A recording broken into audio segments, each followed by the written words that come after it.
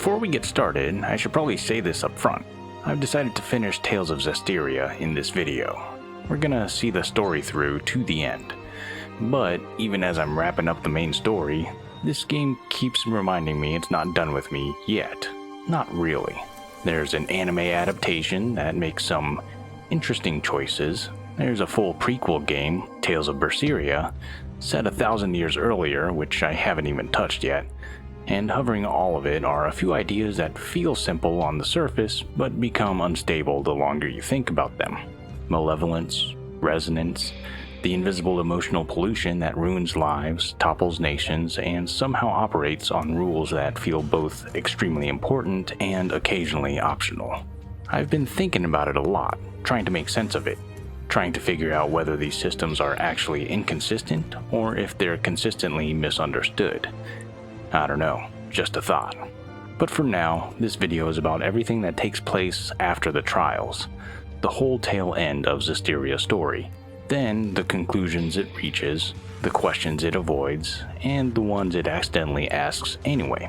I think the story recap is going to be a bit long, so if you'd like to skip to the analysis topics, you can find the chapter titled Initial Thoughts, which will also be timestamped in the description. Alright, let's run through the rest of the story. Fresh off the trials, the party does what any emotionally stable group of chosen heroes would do. They gather at an inn and quietly acknowledge that none of this guarantees survival. Mikleo, still clinging to the idea that effort should equal results, admits the obvious concern. But there's no way of telling if we can really win. That's reality. Possibly followed by a shrug. His domain is less of an obstacle now, thanks to the spiritual powers.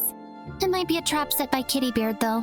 How about saying something a little more positive for once? We need to trust them, Mikleo. Believe in yourself and your fellow comrades. Don't get so worked up. I'll help you out. Morale technically restored. From there, we head back to the battlefield where we run into the Sparrowfeathers conducting business with Roland's soldiers, because nothing says political stability like freelance assassins negotiating contracts in the open. The job offer comes straight from the Imperial Secretary, which is awkward, considering Roland is Rose's sworn enemy and also currently devouring itself from the inside. Drama is the theme of the day. An empress with ambition, a child adoption meant to reshape the bloodline, a secretary with a reputation for integrity, who may or may not have already hired assassins once before. Rose accepts the job anyway, citing the Scattered Bones' creed. If the job itself is a necessary one, it doesn't matter who the client is. Which is either deeply principled or deeply concerning. The plan? Sneak directly into Pendrago Castle. Subtlety remains optional. Sorey insists on going along, citing the shepherd duties, particularly the part where Hellions might be involved. Dezel, barely containing himself, pushes for immediate action, cryptically confirming that yes, the Imperial family is absolutely tangled up in something ugly. Lila knows more, everyone knows she knows more. Rose is once again kept intentionally in the dark. She claims to love that. Back at the inn, Mikleo talks about what can only be described as a crime board. He meticulously constructed a family tree of the Roland's royal line. Dead heirs, concubines, secret adoptions, and political assassinations are laid out with academic calm.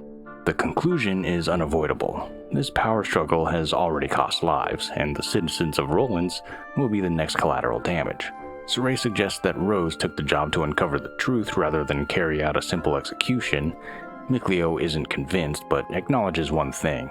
They're already involved, whether they like it or not. Before heading to Pendrago, there's one last detour, tracking down Maven. He's found loitering in the gangland ruins, surrounded by monsters, as one does. After clearing them out, the group delivers the thank you gift from the priest, which Maven immediately gives back, apparently because you could say it's connections like these that make up the world. Rose, understandably, questions the entire point of the trip. Maven laughs, offers no clarification, and sends them on their way. I moved on to Pendrago. Just outside the gates, we're greeted not by guards, but by Zaphgott, leaning against a tree like he scheduled this confrontation in advance, which, judging by everything that follows, he absolutely did. Without much preamble, Zaphgott offers some friendly advice. This fight belongs to him. Dezel immediately rejects that suggestion on principle. Zaphgott clarifies that he has 2 people left that I've still got a score to settle with. and he didn't save his last shots just to waste them. Then he shoots himself in the head again. A tornado forms, Zaphgott survives, and politely invites everyone to Come at me! The resulting fight is less about winning and more about proving a point. When it's over, Zaphgott, exhausted but upright, hands Sorey his gun, loaded with its final round. Its power can stop Malevolence from binding with people. 1 bullet, no replacements, use responsibly. As Zaphgott wanders off for what he calls a nap, the group does what they do best, overanalyze the artifact. The conclusion is simple. Shoot yourself to gain power, shoot someone else to sever Malevolence. A miracle weapon with exactly 1 use left, and absolutely no instructions. An arrow of force. In Pendrago, the group waits for nightfall and attempts to blend in, which lasts until Lunar shows up. This is the first time Rose sees him as he truly is, a Hellion, and Lunar, delighted, feeds off her confusion and anger like it's a buffet. The fight mirrors earlier encounters, heavy malevolence, familiar patterns, a sense that this is all happening again. When Sorey and Lila prepare to armatize, the entire city shifts, drained of color, sound, certainty. And then a girl speaks. Might you refrain from acting out of turn? She scolds Lunar for acting out of turn, reminding him that his job was to lead them on. He retreats, and suddenly there are multiples of him, illusions walking freely through the streets. The message is clear. This was never about Lunar. As the group gives chase, Dezel finally gets his revelation. He knows that voice. He's been hunting it for a very long time. At the shrine church, Lunar dissolves into light, revealing the girl herself. Composed, cruel, and deeply invested in Rose's emotional unraveling.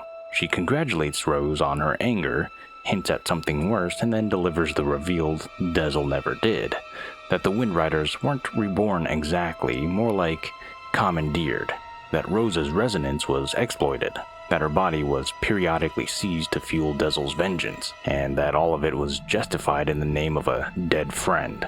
I would do it all again in a heartbeat! The girl isn't done. When words fail, she transforms, or at least appears to transform, into a Hellion, forcing another battle. But the rules don't line up. There's no malevolence in the domain. The transformation is an illusion. The girl claims the Hellion was real anyway. As the fight escalates, Dezel abandons restraint entirely. He forces an armatization with Rose, shattering his pact in the process. Lila confirms the impossible. No! He's broken the pact! Something that should not happen has. Sorey considers using Zaphgott's final bullet. The girl stops him. Copies of her flood in as she calmly explains her power. Illusion, manipulation, misdirection. Reality bends, authority fails, the Prime Lord cannot intervene. This sublord isn't a sublord anymore. And as the fight drags on, she explains that not every blessing from a seraph is a gift. I'm gonna let the game speak for itself here. But not every blessing of the Seraphim is one that brings fortune to the people. Finally, I can kill you! Die!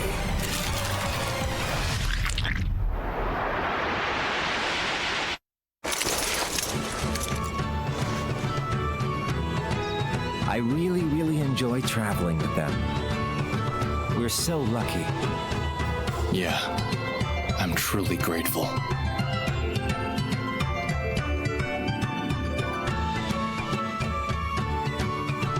And of course, I want to bring the Wind Riders under Rolance's wing. You're the greatest in the land. But engagement to you, Prince Conan? It's like a dream. I'm sorry to see our journey end, but all's well that ends well. No. I don't want this to end. Don't let up out there! Go! Prince Conan, the captain is missing! Get away from her right now! Who are you to order me around? He's already a Hellion! Huh? Who are you talking to? You all smell so delicious. It's driving me wild.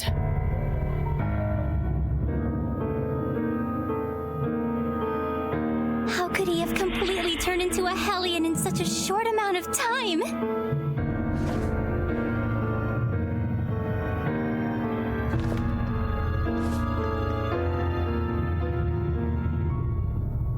Your Highness, what is this nonsense about us killing the first Imperial Prince? Guards! The traitor scum are here!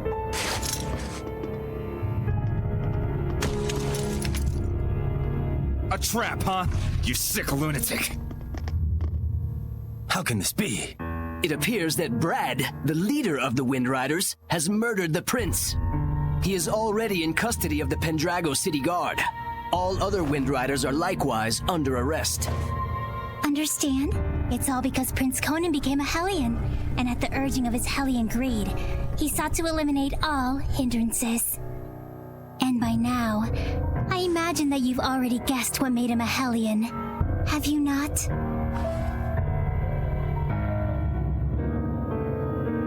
Him.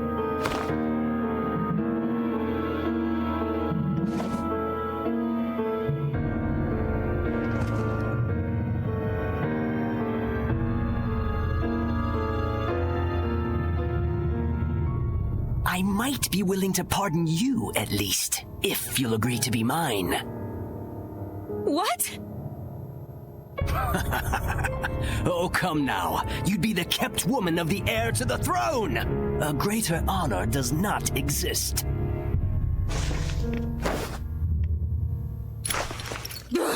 Why you? Come on!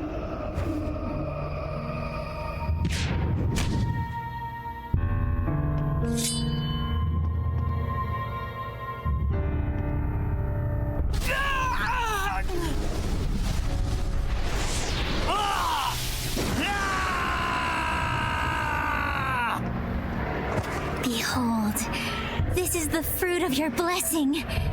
Do you have any idea what people call those with this kind of power? Angels of death. It was all my fault.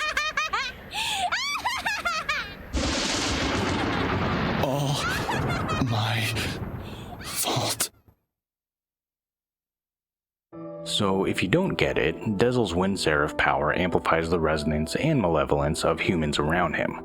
That's his blessing. So on top of being the cause for Rose's high resonance, he's also the cause for Conan's high malevolence. And that led to the fall of the Wind Riders and the death of his closest friend. Let's continue. Looks like someone finally remembers his past.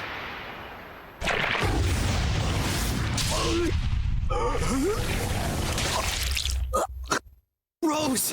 Dezel! Move it!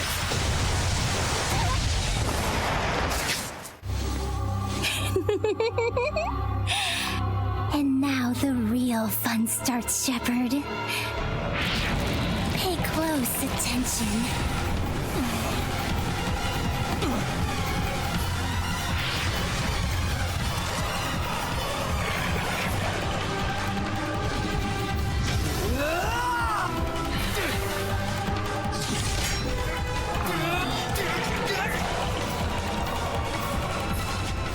Rose? Dezel, don't move. Got it?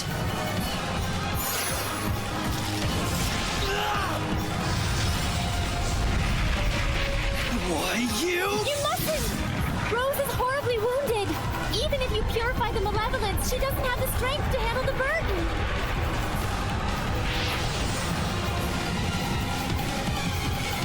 You mustn't attack now. Rose will... If we don't do anything, Rose will become a Hellion. Except her wounds will kill her even before that happens. A shepherd is faced with difficult choices sometimes. Isn't that right? Better decide quickly, Shepherd. Your darling comedian doesn't have long. Silence! Hold it, Sorey. Get back for a moment. I have a plan. What?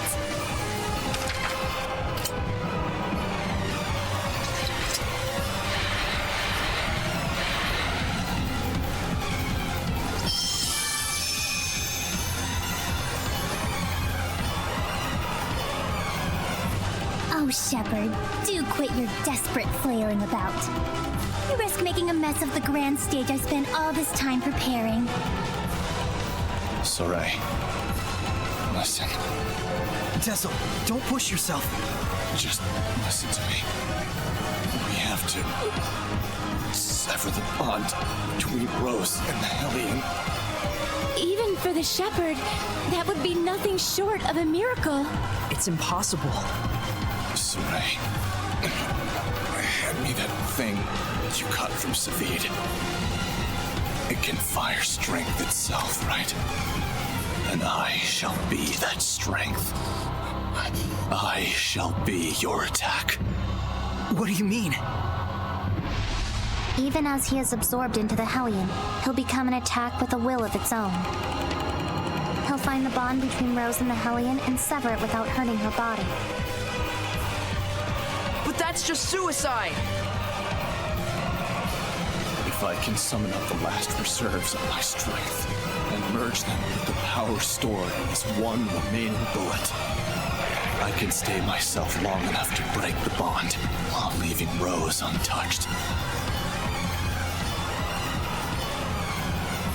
Sorey, neither Rose nor I can afford to waste any more time. You understand, don't you?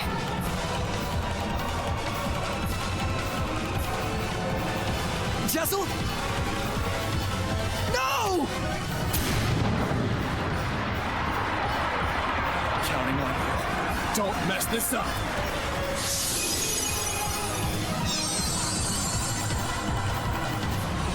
You gotta do it!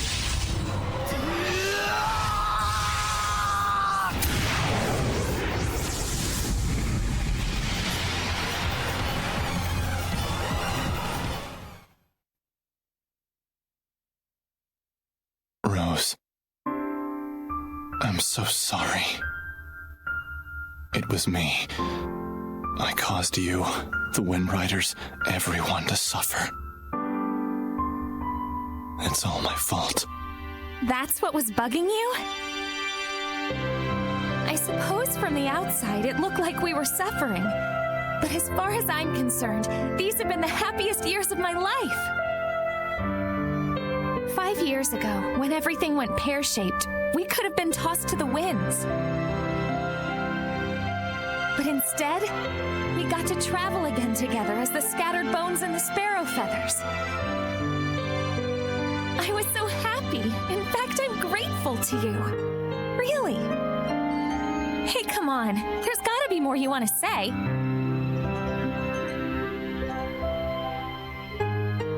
I'm useless. In the end, I wasn't good for a damn thing. But I can say I did one thing right. Just one. And that one right thing made everything else worthwhile. I'm eternally grateful to you too, Rose. Thank you. Yeah. Tell Sorey and the others that it wasn't all bad. Romping around those ruins with all those nutballs. I will. And if they get bummed out about this, tell them, hey, I thought you had good to do in the world. Keep moping and crying, and I'll chain you up so tight you can't even breathe. And then, give them a good kick in the ass for me. Yeah.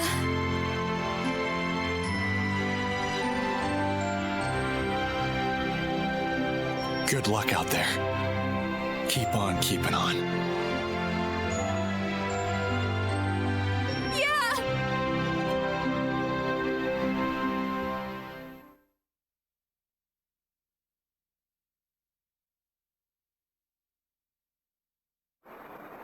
Rose! Oh, thank goodness.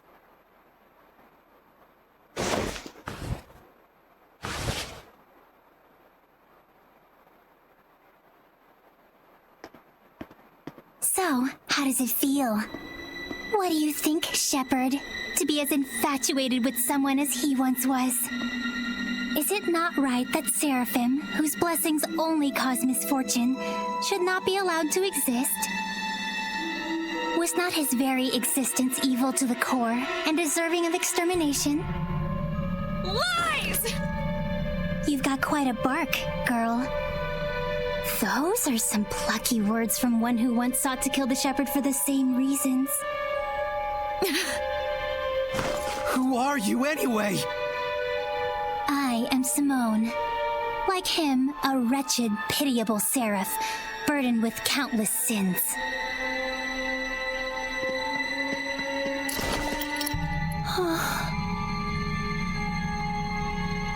And now, Exeunt. Wait! I suggest you make time to grieve.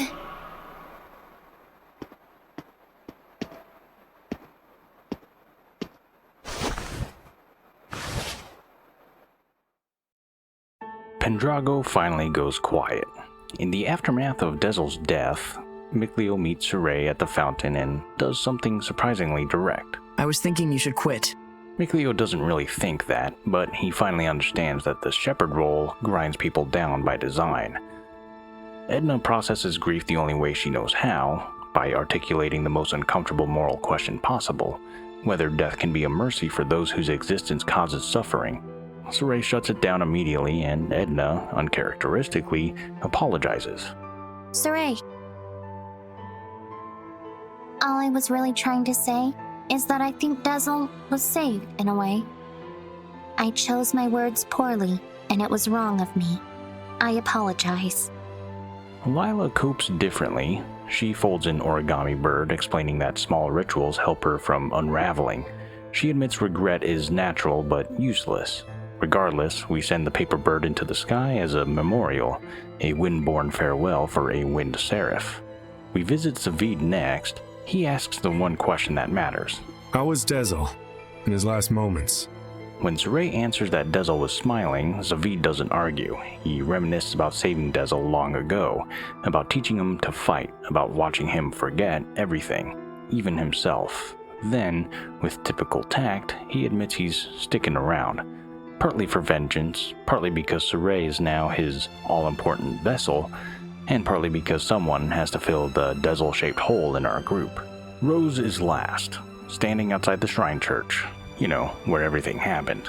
She admits what she now knows, that Dezel had been protecting her since childhood, a truth we deliberately kept from her. She's angry Dezel never said anything. She's angrier that she never noticed, but she isn't broken. And somehow it doesn't feel like I'll never see him again. By morning, the group regathers at the fountain, bruised, tired, but intact. Zaphgott formally explains why he wants the Sublord Pact. His hunt isn't over. One target is Edna's brother. That part was clear, but the other is Maotelus, who he says went missing around the same time the Lord of Calamity appeared. Something our other seraphs didn't seem to notice or mention.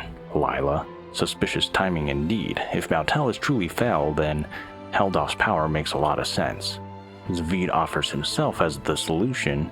New pact, new strength, same nightmare. When Sorey hesitates, Rose speaks.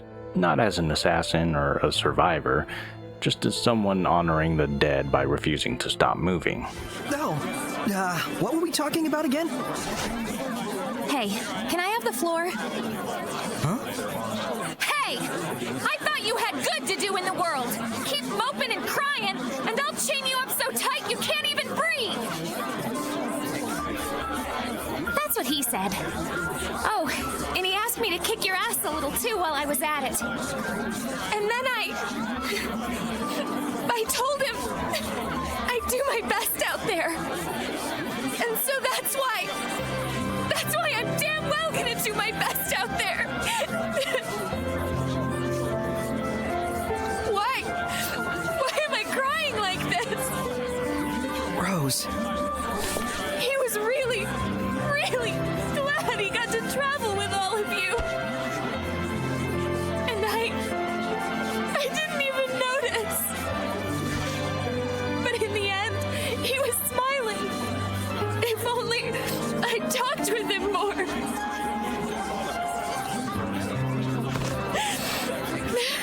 Oh, forget it. I'm done. Thank you for delivering his message to us. He was a kind watchdog up until the very end. I'll okay. Guess you'll be okay from now on. Oh, Rose. I'm okay. Are you okay? All right, let's go. Hold your horses! Don't I get a pack thingy? And just like that, grief becomes momentum. Unfinished, unresolved, but no longer standing still. Afterwards, I did what responsible heroes do before heading into mortal danger. I tried to talk to every NPC in town, and in this case, it was pointless. So I left. I ended up back in Glaivend Basin. Glaivend Basin? The battlefield, only to discover that the Lord of Calamity had very rudely decided not to be there. I wandered around for a bit, confirmed the obvious, and the party came to the conclusion that, were he near us, we'd surely have felt the strength of his domain. Translation, if Heldalf were here, the air would be screaming. That's when Zaphgott remembers something important. An unusually strong surge of malevolence felt right after our last fight, southwest of Pendrago. This leads to a plan built entirely on vibes, optimism, and Edna threatening bodily harm if it's a waste of time. If this ends up being a waste of time, I swear I'll stab you. Naturally, she's right to worry. We leave the battlefield and end up at Ifrid's hunting ground, now completely swallowed by Heldalf's domain. This domain, it's so strong. Heldalf is here. There's no mistaking it. The final showdown, huh? After fighting our way through the corruption, we find Heldalf waiting, calm, confident, and already several steps ahead of us. He casually points out that we've been walking straight into Hellion domains this entire journey, which strongly suggests that this has all been deliberate. I am the Lord of Calamity, and thou art the Shepherd. The meeting of the two is, by definition, conflict. The fight is less a battle than a controlled dismantling. Heldalf attacks on his own timeline, targets Lila to destabilize Sorey emotionally, and finishes the party with his mystic art before making his offer. Join me. His logic is airtight. Malevolence wins eventually. Purification is temporary. Seraphim who fall to Hellions are just becoming what they always were. Why fight a system you could rule? Sorey refuses. Heldalf shrugs it off and leaves us with the worst kind of parting shot.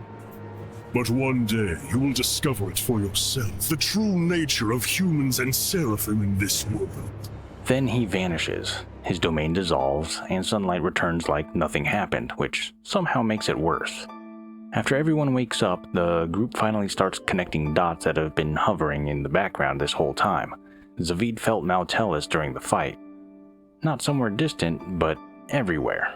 What if you were convinced you couldn't see something, but it was right under your nose? The conclusion is simple. What if the vessel isn't Heldalf? What if it's the land itself? That leads us to Maven, Lohgrin, and yet another gamble Lila admits she's taking on Faith. Before crossing Great Camelot Bridge, one last quiet conversation lands the emotional punch. They talk about Simone, how she follows Heldalf without corruption, how she smiled when she was shot, how her belief never wavered. So then what's really dangerous is how pure she actually is. Pretty ironic. And off we go with the growing realization that malevolence, faith, and conviction might not be opposites at all, just different shapes of the same problem. Crossing the Great Camelot Bridge turns out to be more foreshadowing delivered by passing merchants.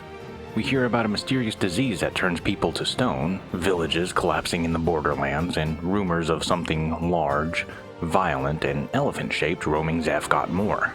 Lila clocks bad vibes, Mikleo suspects Hellions, and Edna points out you don't need to be Rose to feel how wrong this all is. Then one trader drops the actually important detail, an iris gem sold to someone from Horsa Village, located west of Zaphgott Moor. There we go! Info about an iris gem! Rose gets that bad gut feeling because mostly nobody's heard from Horsa in a while. Before heading there, though, we're treated to the revelation that Sorey and Mikleo have never seen crabs because mountain children apparently grow up blissfully unaware of seafood. After swatting a mini-boss Kraken for good measure, the bridge drops us into Zaphgott Moor.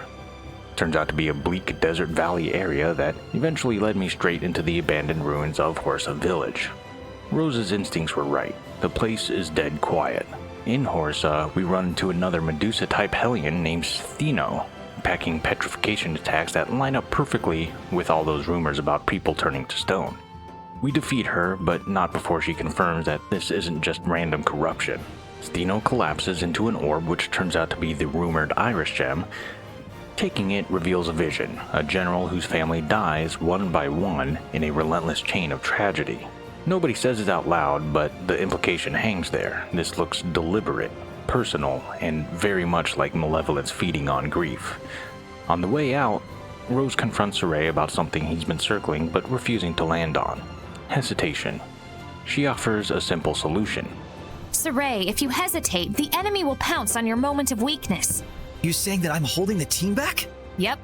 It's harsh, but it works. Sorey decides he won't let indecision paralyze him anymore.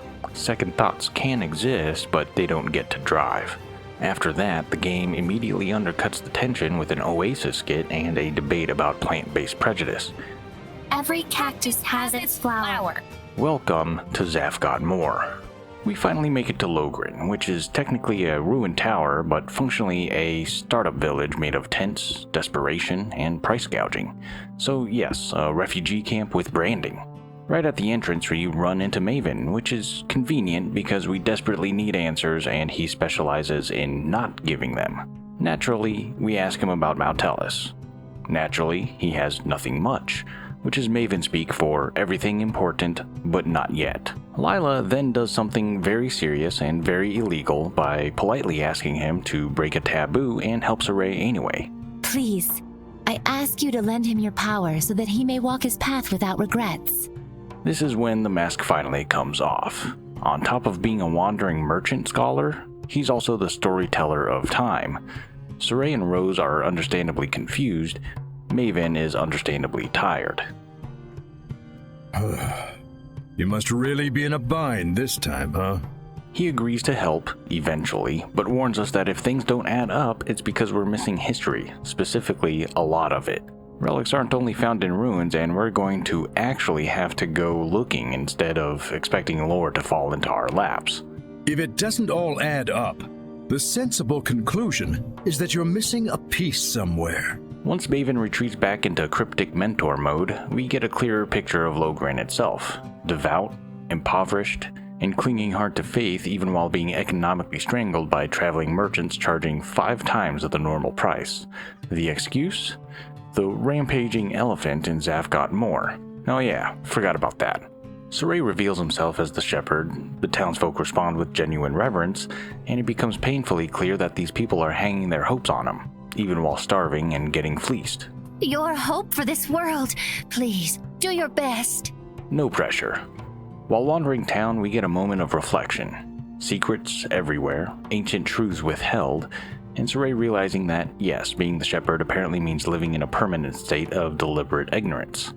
The world we live in is full of secrets and mystery. Rose points out this is just another day in the merchant life. Eventually, we confirm the obvious. The elephant is a Hellion. When we find it, we fight it. It hits like a freight train. After purifying it, the elephant turns out to be a seraph named Alkin, who is absolutely horrified to learn that he went berserk and trampled his own followers while lecturing humans about malevolence. I used to scoff at those humans for how easily they would become tainted with malevolence. And then I myself became a Hellion. Cue shame spiral. Instead of wallowing, Alkin agrees to atone by restoring Lohgrin's blessing using the ruined tower as his vessel, provided the people are truly devout. And they are, so blessing restored. We head back to Lohgrin, spread the good news, and learn an important lesson. Restoring a blessing does not fix capitalism. Prices barely budge.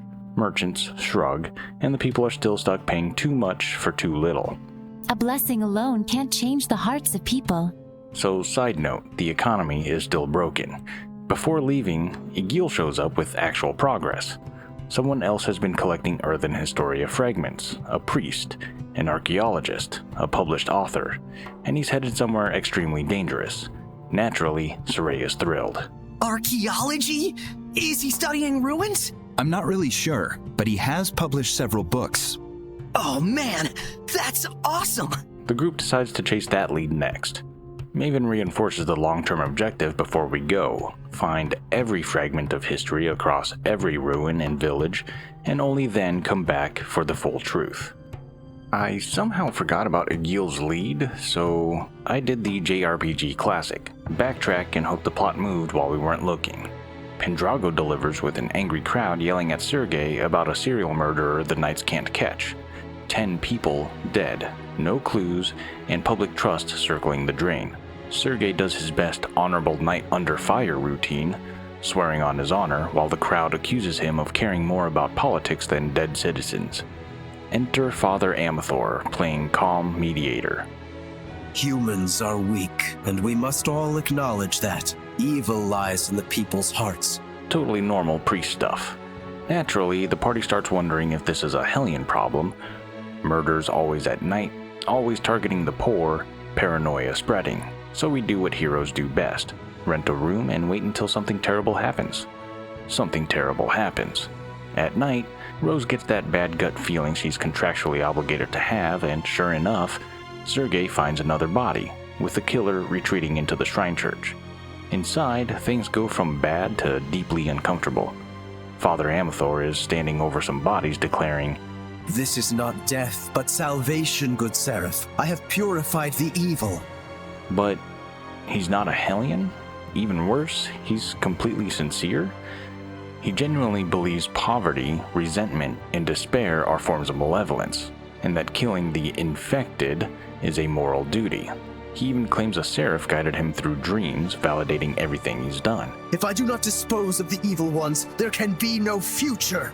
Sergei arrests him, Amathor laughs, then weaponizes Sergei's trauma, mocking his dead brother and framing Sergei's guilt. "Your heart is truly worthy of salvation." Cool. The scene ends without resolution, but leaves behind an iris gem, and things only get worse from there. This one is another glimpse into the past of General Heldalf, his inhuman child, his shattered purpose, his repeated failed suicide attempts, and finally the moment where his humanity breaks completely. Piece by piece, the Earthen Historia paints a picture that's less ancient evil and more slow, methodical, psychological annihilation. While searching for more, I found blood-fed flowers, footprints the size of a bad decision, a saint who became a Medusa Hellion after being glorified and abandoned, a mirror that accidentally let Seraphim photobomb someone's skincare routine, and the archaeologist Egil mentioned who runs screaming because Sorey saved his life too hard. He dropped an iris gem for us. After viewing that one, the mood has shifted. Heldalf was a person who gave up. It felt like more than anything that happened to him, the transformation was born of his own resolve. And that's the problem. Malevolence isn't always rage or despair, sometimes it's absolute certainty. Which brings us back to Amathor, a man who killed without building malevolence at all. Now, with the Earthen Historia seemingly complete but one massive truth still missing, the party agrees on the next step.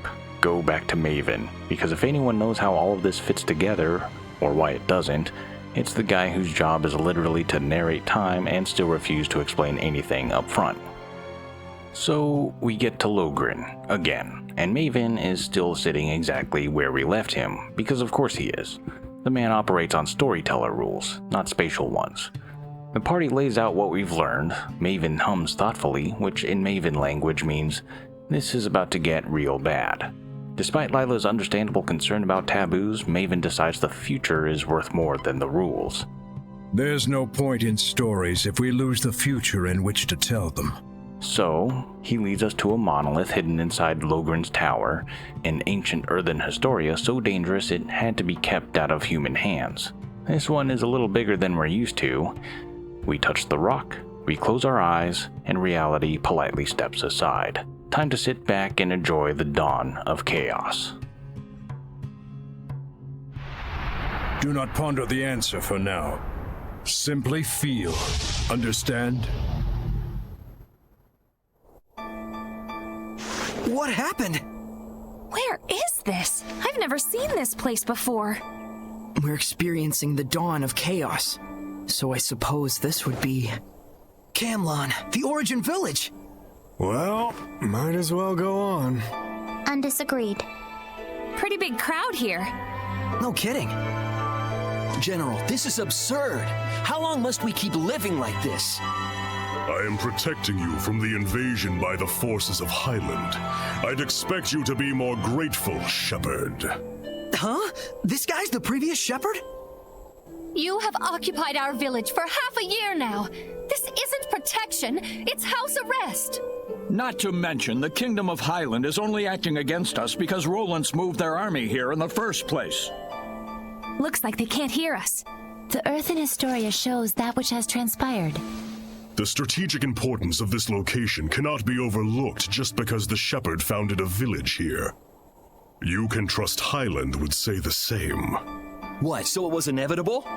When one considers the rise of the Highland Valkyries, yes. I've had enough. Just leave us. Michael, are you really okay with this? Those bastards are treating Lord Maotelus' shrine as their own fortress! How much longer must they blaspheme the Seraphim? Brother? It's okay, Muse. He's right that Camlann happens to be a strategically crucial location, given that we're here along the northern border. An army that controls this territory can send troops to the enemy's capital at will. Their interest in our land is sad, but understandable. Do you really trust the words of that tyrant? They will do as they will. We must focus on what we believe in. As a lone shepherd, with no other family in the world to call his own, I vow to protect Muse and everyone else. I swear it. So the origin village was occupied by Heldalf. And then dragged into the chaos of war. Still, you can understand why neither army could leave it alone. Is something wrong, Miklia? Huh? Oh, well, the humans were treating Maotelus with scorn and contempt. No wonder his blessing was lost. But there's probably more to the story. Let's head towards the shrine. Right. Could it be Rowlands has noticed Michael led Lord Maotelus away from the capital? No. Much more likely it's just a feint to draw out the forces of the Northern Territory. They just want a pretext to declare war. This is absurd. Thoroughly absurd. But that's humans for you. You said it. The more things change, the more they stay the same. According to what the shepherd said, the shrine is full of malevolence, and the village is beginning to lose its blessing. Oh no, is Maotelus going to become a Hellion? Let us put faith in the shepherd. He said he would never allow that, even should it cost him his life. But still, if the shepherd would be lost anyway, wouldn't it be better for us just to evacuate while we can? There's no way that someone like Michael could ever do such a thing. Right. He's the shepherd. He couldn't just abandon Maotelus and let him succumb to malevolence. Sorey.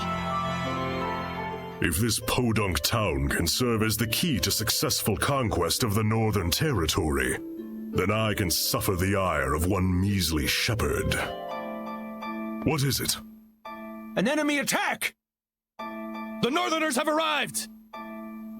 No, it appears to be the Highland army! I will not rise to their bait. Assemble the troops. We shall retreat. We will make no counterattack? Would you have me throw men away on some meaningless skirmish with Highland? Don't be an imbecile. Guess this town is destined for the scrap heap after all. Have the order to retreat given at once. Unbelievable! Doesn't he care about the happiness of the villagers? This trivial nonsense is what got the entire village wiped out?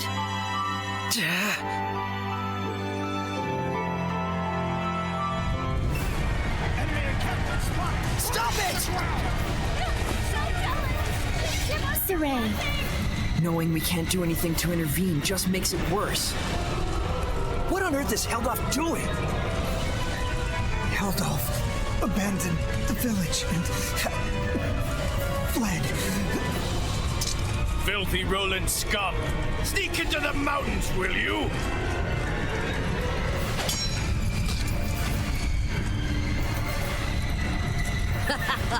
There's more over here.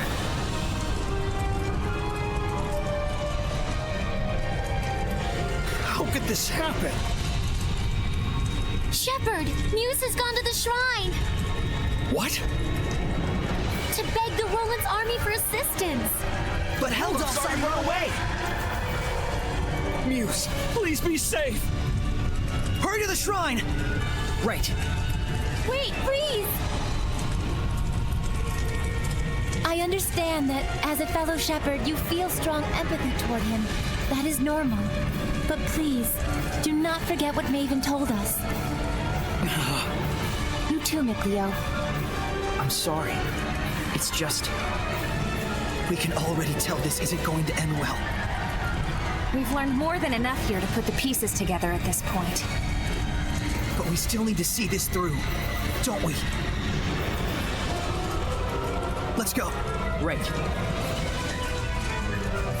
Mikleo looks out of character, to say nothing of Sorey. Well, of course. He was bound to notice before too long. Yeah, when you add in the fact that none of this is heading for a happy ending. We all picked up on it. Mikleo, Muse, and the Shepherd all look too similar not to. Let's go. We're very close to the whole truth.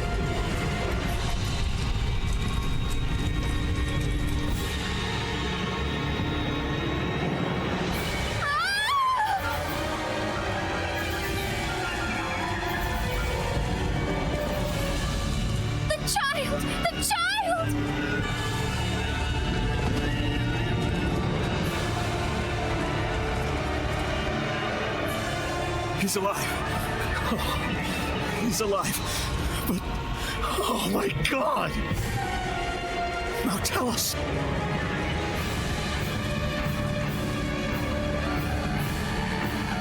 All is lost. Maotelus has become a Hellion. And this innocent child. All due to the insipid ambitions of one man. Brother! Wait!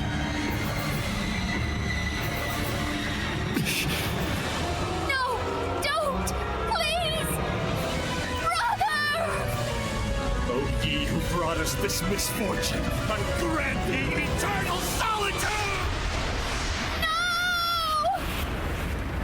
Heldalf, live now and forever in a hell of your own making. This is my answer.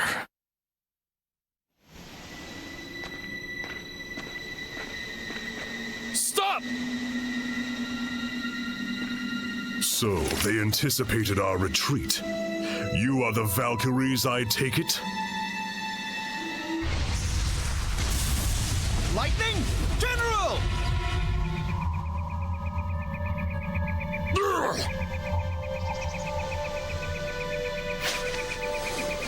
Heldalf, prepare yourself!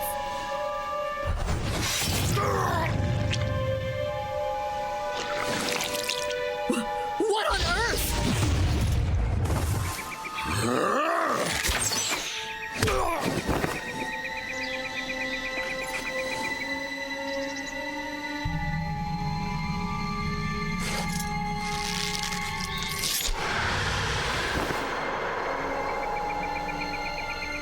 Stay away from us, you monster!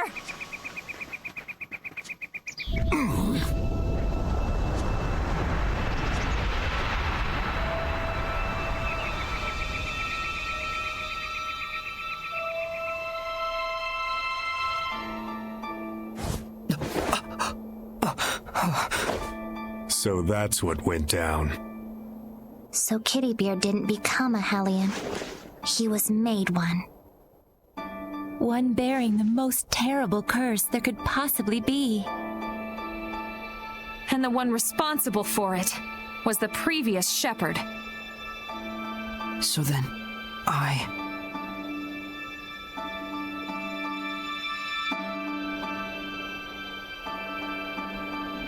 Is this the same village? If it's not over yet, then there must be more to it. It's not over, huh? Mikleo. We gotta be close to the end. Shouldn't we just take a quick gander before we head back? You look pretty bummed out by this. Well, yeah. I'm sorry. Sorry I'm not more bummed out myself, I mean. You don't need to apologize for that. Whenever a friend of mine is down, if I'm not feeling the same way, I always feel like maybe something's missing from me. It's just like he said, Rose. There's nothing you need to apologize for. In fact, yeah. Sorry. Huh? If anything, we should be the ones sorry for making you worry so much. We just need a little more time to get our feelings sorted out. We'll be fine. You can count on it. Gotcha. My goodness. What happened? Such thick malevolence. I feel sick. Malevolence of this impossible magnitude can only mean one thing. Not Maotelus! Born far too early by the looks of it. Poor mother and child. Neither of you deserved this.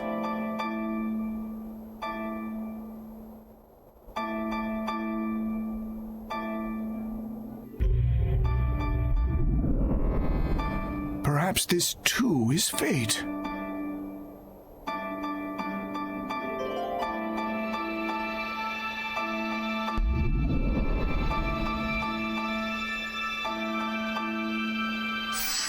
That child's human!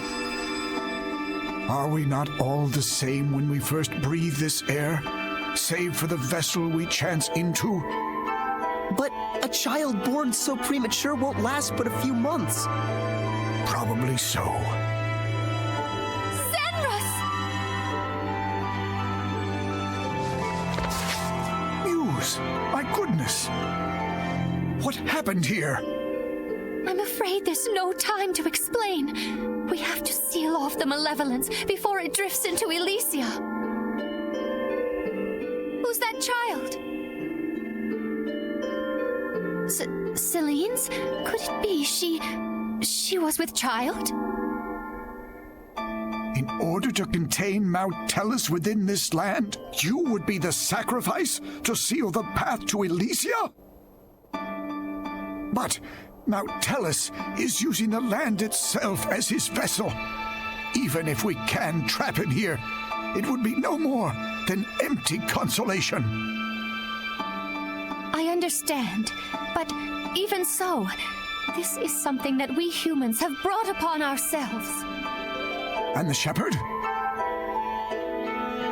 I take it that the shepherd has finally fallen?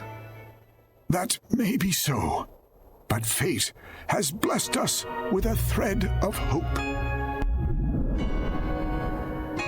You don't mean to say you will raise these children to become the shepherd and his sub-lord? For a human and a seraph child raised together, anything is possible. However, it all depends on these children. I humbly accept your two small beacons of hope. Gramps! Zenrus, I have not the words to thank you.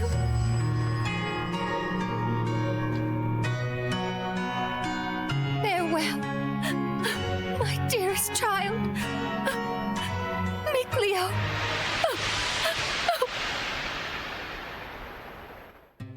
Heldalf wasn't born evil. He was engineered through grief, war, and a shepherd who believed he was doing the right thing. And the two children left in the wreckage of that night? Gramps raised them in Elysia, gave them each other, and let them believe it was just home. We know what happened now. The question is, what is Sorey supposed to do with that? And Maven, having just shattered every taboo he lived by, has quietly vanished. Again. Before tracking down Maven, I got Lore Hour at the Monolith, where the game teaches us that if you don't understand something, it's probably because Earth Pulse. The Earthen Historia reacts to it. Maotelus uses the Earth as a vessel, and Mikleo kindly translates the whole thing into it's basically a water wheel, to which Rose responds on behalf of the audience, Could you repeat that in English for dumb bums like me? Fair. Then the group discusses how the Historia showed us the chain reaction that led to Camlann's fall. Michael's despair, a curse born of loneliness, secrecy from the shepherd, fear from the people, and Heldalf slowly becoming what history would later simplify as the Lord of Calamity. The actions he took that day changed the fates of millions. No one's hands are clean, but no one is fully innocent either. Even Edna lays it out bluntly. Without Michael's curse, Old Sourpuss never would have hated the world so much. that moral gray sludge takes us straight across the hall into Maven's test. When asked for his answer, Sorey doesn't hesitate. My answer is I want to save Heldalf. Save him. Because if Malevolence turns Seraphim into Hellions and they're worth saving, then writing off humans who suffer the same fate is hypocrisy. This earns him Edna's professional diagnosis. I see. So then you really are an idiot. Said with love. Maven, being Maven, decides the only reasonable response is violence. This fight's not about strength though, it's about conviction. Severing the bonds of strength means weaponizing your friends, accepting that salvation may require killing the very person you want to save, and acknowledging that this is the only option. For such a man, ending his loneliness would be the sole path to salvation. Translation: mercy still ends in death. Sorey wavers, his friends don't. Mikleo reminds him he's not here to be protected. Rose calls out the obvious stakes, and Lila reframes the whole thing. Failure isn't the problem, fear is. Eventually, Sorey commits. He armatizes and raises the gun. Maven! This he is! My answer! But he doesn't fire. Maven collapses instead. Having already broken his oath, immortality revoked, lesson delivered. He dies not alone, but surrounded, ironically proving his own point. His final moments are quiet, grateful, and on theme. The aftermath is brief and heavy. A grave, a destination, Camlann, Maotelus. The final battle looming. There's still uncertainty whether severing the tie will be enough, whether purifying the land is even possible, but there's no more stalling. But all the same, we can't sit around brooding all day. Before leaving Lohgrin, the group reflects on Maven, destiny, and the gun that may, or may not, decide the world's fate. Zaphgott shrugs it all into fatalism. But sometimes, your will creates chances for certain things to happen. Mikleo reflames it more honestly. Coincidence or destiny, what happens next is on Sorey. On the road back to Alisha, the story briefly pretends we're heading straight for the finale before slamming the brakes at the Great Camelot Bridge. There, a merchant cheerfully informed us that war is great for business. A turtle collapsed dramatically and sprinted toward a cat village called Cat's Corner. I went there later on. It's in Lady Lake. It's an illusionary village where cats and turtles have some kind of turf war. It's basically a skit tracking place plus an optional boss fight I never finished. Moving on. Side questing begins in Pendrago, where everyone is talking about the looming war. Still? A priest invites us to browse some church records, and buried in the books is the uncomfortable history of the Fortin sisters. Exile, forced vows, political manipulation, illegitimate children, miracles, and poverty-driven coercion. Classic church stuff. One detail stands out. Fortin Village lies beyond Glaivend Basin, which is when something clicks. Sorey realizes the two Medusa-type Hellions we've encountered may not be random monsters at all. They're probably Cardinal Fortin's sisters. Yes, that Cardinal Fortin. The one we already killed. Subtle game, real subtle.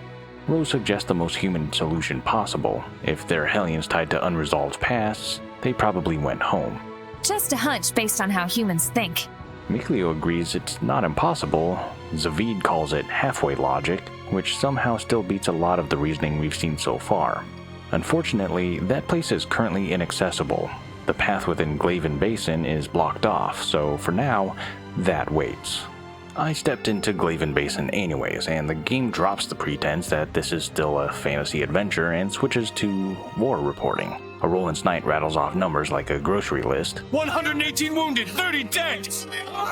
Be careful. Report, approximately 50 casualties on the enemy side. And Sorey's discomfort is met with a reality check. This isn't war yet. The body count wouldn't be anywhere near this low. Comforting. With the Platinum Knights trapped evacuating Lassenbell, the party decides to find Sergei, only for the story to veer hard left into political sabotage. In the forest outside the battlefield, one of Rose's Sparrowfeather members staggers in with bad news. They've been captured and framed for Cardinal Fortin's murder. The culprit? Lunar. Of course. The Empire was just itching for a justification to launch a war. and since we killed Cardinal Fortin, we basically gift-wrapped that justification for them. Rose does what Rose does, runs headfirst toward the problem. Saving her people means splitting the party, because apparently the apocalypse runs on a strict schedule. That leaves Sorey juggling two impossible tasks: stop a war, and deal with Heldalf's greatest fans. What just happened? Could we have just gone to the end of the game here, or were these detours supposed to happen non-optionally? Whatever, I saved past that point and I'm not replaying the game to find out.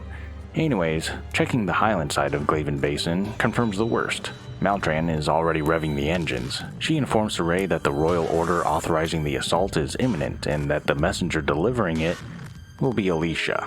If she complies, the war begins. If she refuses, she's a traitor. Maltran calls it ingenious, Sorey calls it disgusting. Both are correct. When we reach Lady Lake, we find Alisha being harassed by her own soldiers, who turn out to be Hellions. Lila quietly reactivates Alicia's Squire pact mid-fight because nothing says good reunion like surprise metaphysics. Afterward, Alisha admits the truth. She's been stalling the war by refusing to deliver the order, and everyone hates her for it. Zaphgott suggests the unthinkable. If that dumb piece of paper's causing you all that grief, why don't you just chuck it? Alisha can't. Not yet. And then, Edna drops the nuclear truth. I hate to tell you this, but Maltran's not gonna help you. She's a Hellion. Alisha does not take this well. So we head back out toward the Highland camp. Just when we approach the basin, Maltran chooses this moment to confirm everything in person. She admits she used Alisha, first to provoke Bartlow into war, and second as a teaching tool. Then you should have realized by now that your naive ideals have no meaning whatsoever in this present state of affairs. The lesson escalates into a fight, and at the end, Maltran resists purification and declares, "What truly needs purification is this entire world." Please, Lady Maltran, stop! You are just being deceived by the Lord of Calamity! You're soft to the core, aren't you? Of all your flaws, that might be.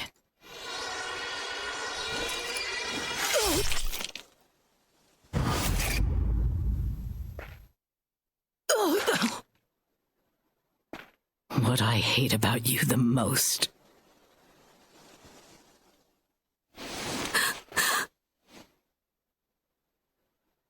This is reality, Alisha.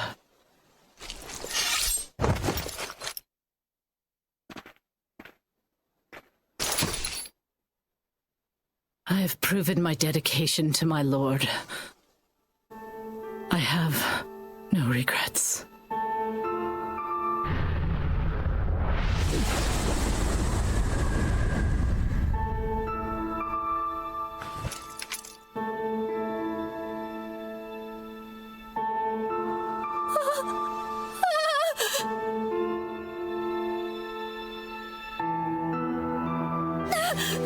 Alisha!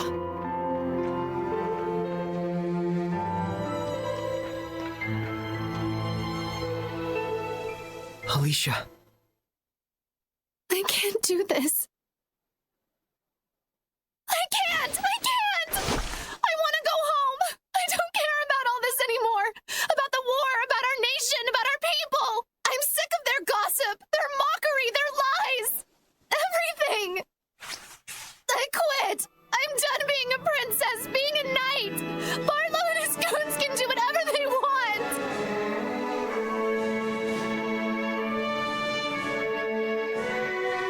I've tried so hard for everyone! What good did it do? And still And yet, you still want to stop the war, right? I feel just like you, in a lot of ways. The strength of a knight exists to protect. Their kindness serves the people. Lady Maltran's words still linger in my ears. I know she undoubtedly meant nothing by it, just some pretty nonsense to lead me on. Maybe, but even if she did, You took those words to heart, didn't you?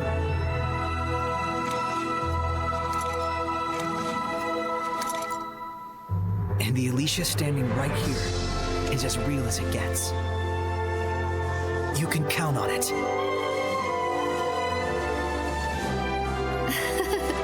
I'm sorry you had to see this side of my reality. Let me see what I can do about the Highland Army. I'm naive and soft and whiny enough to think it'll work. That's just who I am. We watch her go, quietly wrecked, and we turn our attention back to not ending the game. Sergei is still out there, Lastenbell is still in danger, and the war hasn't decided who it's done with yet. In the quiet of Maltran's very dramatic exit from life, the party pieces together what her other purpose for Alisha was. Sorey. She was to be a tool to stain Sorey with malevolence. Most likely by killing her, though we avoided it at the last minute. That's the kind of long-term villain planning that really makes you sit back and say, wow, that's uncomfortably effective. She could have just killed Alisha and started a chain reaction towards corrupting Sorey. Zaphgott attempts to lighten the mood and is immediately told, in 3 different ways, to go die, which, honestly, fair. We head to Lastenbell and find Sergei being verbally executed by his own citizens, again. This time they want blood, they want revenge, they want Highland flattened into a historical footnote. Sergei wants evacuation and minimized casualties. The crowd calls him a coward. You useless, bleeding-heart pacifist! A knight afraid of killing his enemies? You should be ashamed of yourself! Sergei doesn't argue. He just asks Sorey to step outside town because the malevolence in the air has spiked hard, and then we see why. First, a child apparently tries to attack Highland soldiers to avenge his family. There's a Hellion mixed into the chaos. Sergei rushes in to protect the kid, refusing to retreat because people are in danger. People. Then the world goes grayscale. Simone shows up.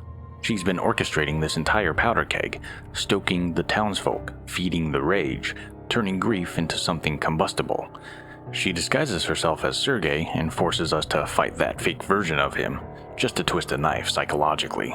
After the fight, she drops one of the more important lines in the game. Friend equals save. Enemy equals kill.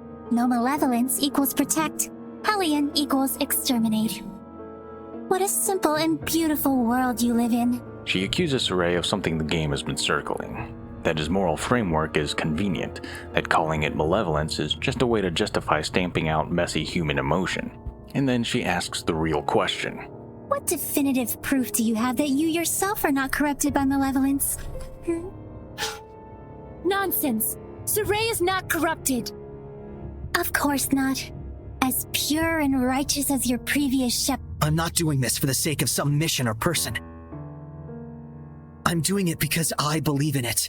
Which is either the purest answer possible, or exactly the problem. When we return, Sergei manages to talk the mob down with honesty. He admits he wants to fight like a beast, that everything he says feels like a lie, that maybe he's already corrupted. Sorey tells him he's not, and somehow that's enough for now. We head to Pendrago to find notes from the scattered bones plastered on walls after they've robbed nobles and threw the money into the streets. It's theatrical, it's targeted, it's bait. At night, we overhear Lunar negotiating payment for helping the nobles hunt Rose down. He's furious. The scattered bones are scheduled for public execution at dawn. We find the setup at that weird outdoor theater place. Scattered bones members hanging from the wall. Lunar on stage, Rose waiting for him. Sorey and the party intervene so Rose can free her people. Then the fight begins. After Lunar is defeated, Sorey tries to purify him. It fails, just like the Cardinal and Maltran. Rose steps forward. This is my job.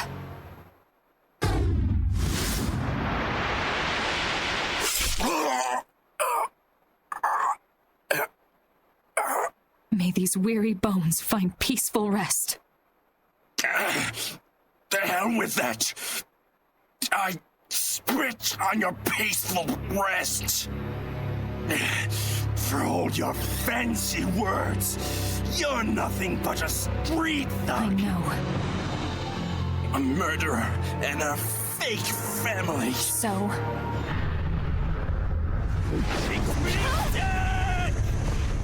And then, after refusing everything, Lunar vanishes in a vortex of malevolence. Back at the inn, the group reflects on Lunar. Lila and Edna suggest he may have rejected the idea of family because he was terrified of losing it, that his hatred of Rose's group may have been a twisted form of attachment. As we try to leave town, Simone appears again, just to mock us. You're missing the war. Battle of the century. Bring your popcorn. Rose returns to the party without ceremony. You'll need friends to get the job done, right? And we're done with the personal tragedies and back to a full-scale war that has been very carefully, very deliberately engineered by people who understand malevolence far better than we do. Time to go watch it burn. We finally step onto the battlefield again, and this time it's not the tight claustrophobic wall of despair we saw when Heldalf first introduced himself. This is chaos with room to breathe, fighting scattered everywhere. Fear, panic, hatred, desperation, just freely marinating in the air. And from that emotional soup, a dragon is born. This thing is big, physically and symbolically. The physical embodiment of what happens when human emotion goes unsupervised for too long. So Sorey and Rose do what they do best, sprint directly toward the problem while everyone else considers the concept of mortality. They rush in to save Lucas and his mercs at the dragon's feet because, of course they are. While Sorey and Rose are getting barbecued, Alisha, Sergei, and the soldiers watch from a distance and come to an important realization. So even the power of the shepherd is not enough? He's the shepherd. No, that's not it. It's just who he is. And I guess that's the point. Just Sorey being Sorey. Then Rose starts to hit her limit, and right when it looks like this is about to turn into a tragic cautionary tale, arrows fly in from off-screen. Alisha, Sergei, soldiers from both sides of the war. Sorey, we will fight at your side. Who's afraid of a dragon? Just a big old lizard! Humans. The same humans who just birthed the dragon through fear, now generating the exact opposite emotion to help kill it.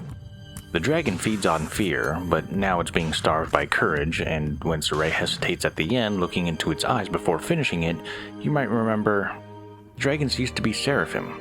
This isn't slaying a monster, this is putting down a fallen angel. Time to finish this! They strike, the clouds part, the sky clears. The war literally pauses to watch two idiots ride a dragon into the sky and fix the weather.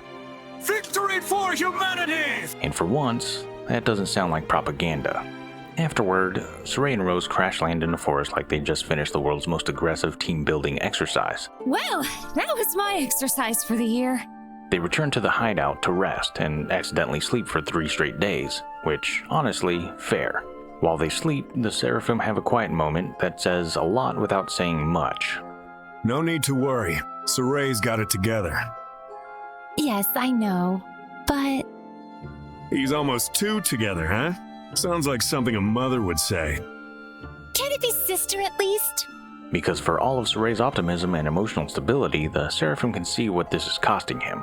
When they wake up, Sorey's already thinking about the battlefield again, about Lastenbell, about whether things actually got better. If anyone's warmongering, I got some killing to do. Balance. Then Sorey asks the question that ties the whole dragon fight back into the larger theme.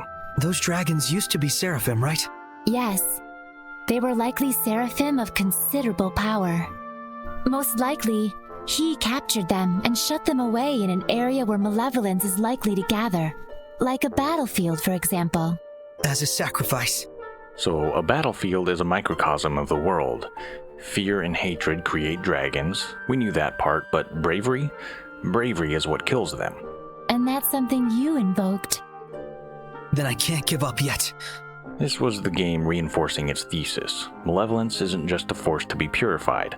It's something humans create, and inconveniently for Heldalf, something humans can also uncreate. We return to Lastenbell expecting lingering tension from a war that very recently invented dragons out of anxiety. Instead, we find paperwork.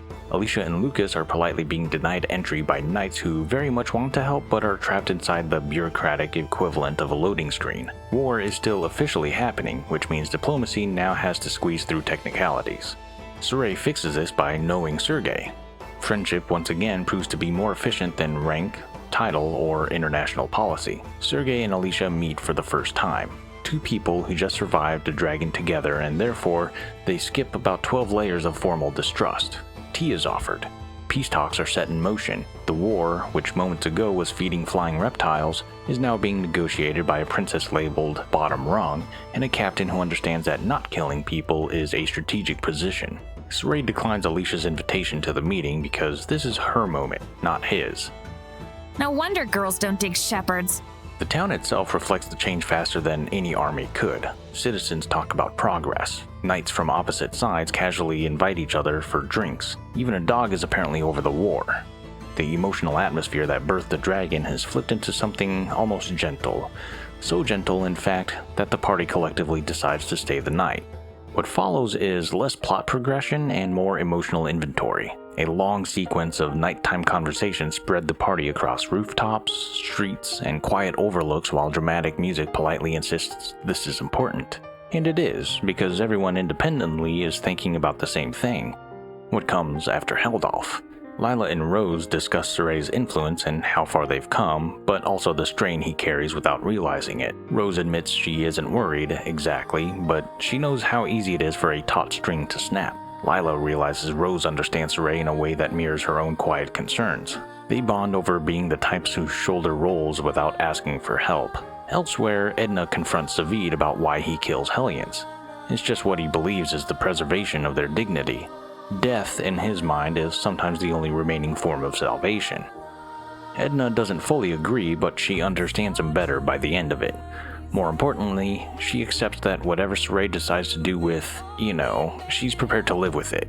Meanwhile, Sorey and Mikleo stare at the stars and finally say the quiet part out loud. Sorey has a plan for after the battle. A plan that involves becoming a vessel for Maotelus, shutting off his senses and potentially sleeping for years or centuries, so that squires can spread purification across the continent. It's a long-term solution that removes him from the world he's trying to save. Mikleo walks him through the consequences without trying to talk him out of it. Sorey accepts them almost too calmly because to him, this is simply the logical extension of believing in people. By the time the whole party reunites, everyone has overheard enough to reach the same conclusion. Sorey is, in fact, profoundly, heroically, dangerously self-sacrificing. They call him stupid for it, affectionately, repeatedly. And instead of waiting for morning, Sorey decides they leave under the stars, so he can remember this night exactly as it is, not even a farewell to Alisha. On the road, Sorey confirms the next stop is Alisha, the path to Maotelus, and suggests they not tell Gramps what's coming because this isn't goodbye, not really, just a very long detour through destiny. Basically, Sorey has finally decided what he's willing to give up for the world to work. There's not really a point of no return in this game, but for pacing, this is a perfect time to take care of loose ends. That magical window in RPGs where the world is on the brink of annihilation, two nations are freshly duct-taped into peace, but we can decide now is the perfect moment to go sightseeing. With the battlefield cleared out and the base camps no longer acting like TSA checkpoints, I wandered deeper into Glaivend Basin and find a Highland Knight and a Roland's Knight standing in a canyon like two NPCs were told, just idle here until a shepherd notices you. They tell us there's a village that isn't on the map, which in Tales language translates to something horrible happened here and nobody updated the paperwork. Sorey volunteers to investigate because, as he puts it, there's a high chance you might encounter danger there that only the shepherd could handle. The village turns out to be a ghost town hosting the two Medusa Hellions we were expecting, Steno and Uriel. We win, they collapse, they turn back into humans, and then the knights show up just in time to ask the most NPC question possible. Shepherd, what was that? They explained this place was Fortin. 20 years ago, everyone fell victim to a sickness that made them lethargic, constantly sleepy. As if they were trapped by the illusions men call dreams. Outside the town, the group has a philosophical moment. Mikleo wonders if fate forced the Cardinal and her sisters into becoming Hellions. Lila offers the classic Tales answer.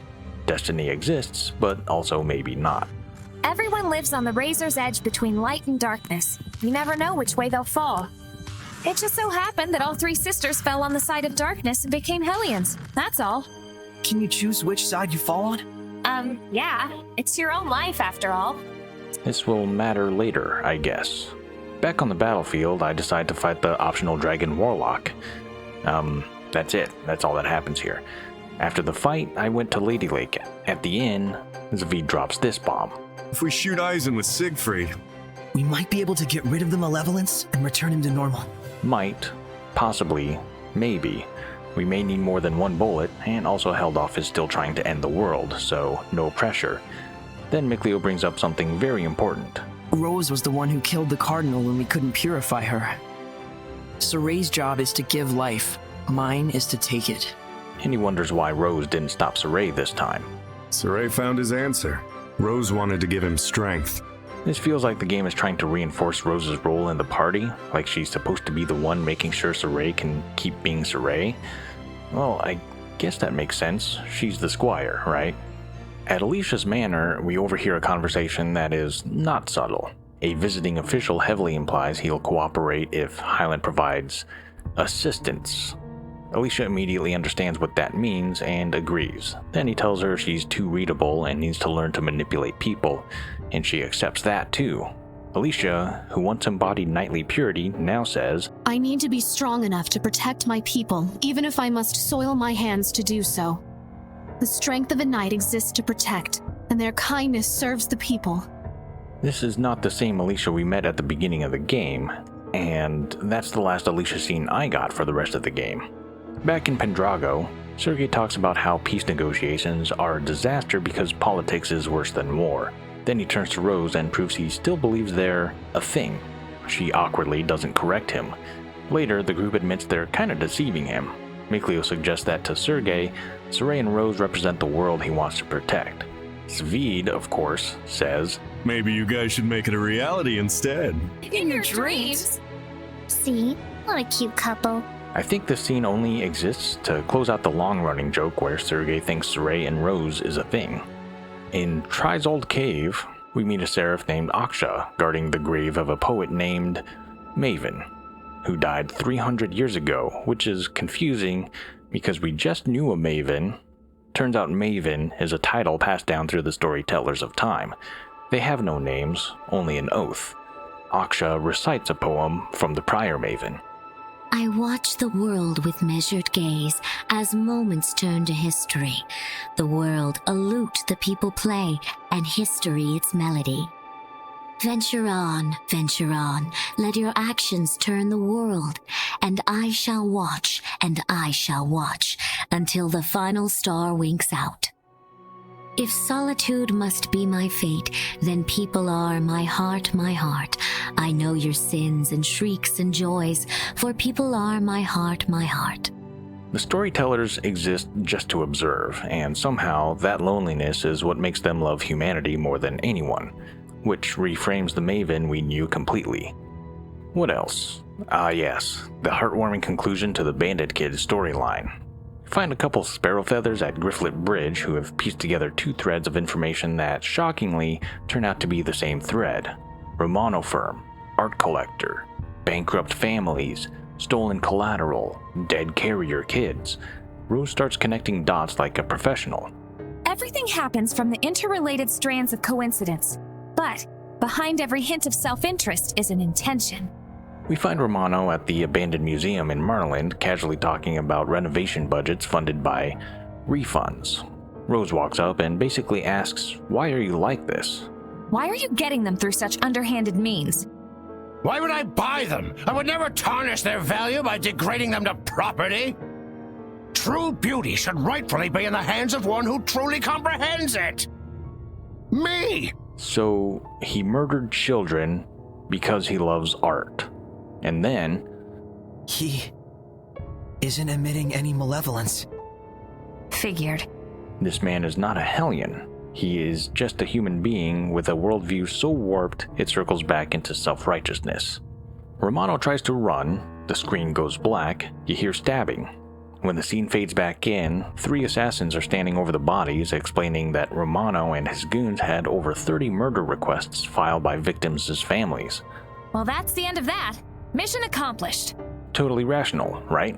And Sorey has to stand there and process what just happened. Anyway, we return to the hideout to explain what happened. Instead, we find one child who apparently turned into a Hellion after learning her friends were killed. She leaps at the other child. Cut to black, a scream. Next scene, a grave. A sparrow feather explains she turned into a Hellion from grief and rage. In the end, I couldn't save anyone. If you hadn't purified her, she would have killed many more. The lad was just unfortunate is all. The scattered bones have delivered their vengeance. So didn't he get his wish after all? No, we just did what we had to, nothing more. That's not saving anything if you think about it. It's true that a world where we don't have to kill would be best. But Sorey, you can actually save them. Have confidence and just do your thing. My job is to give life. You got it. Before leaving, Rose thanks Sorey.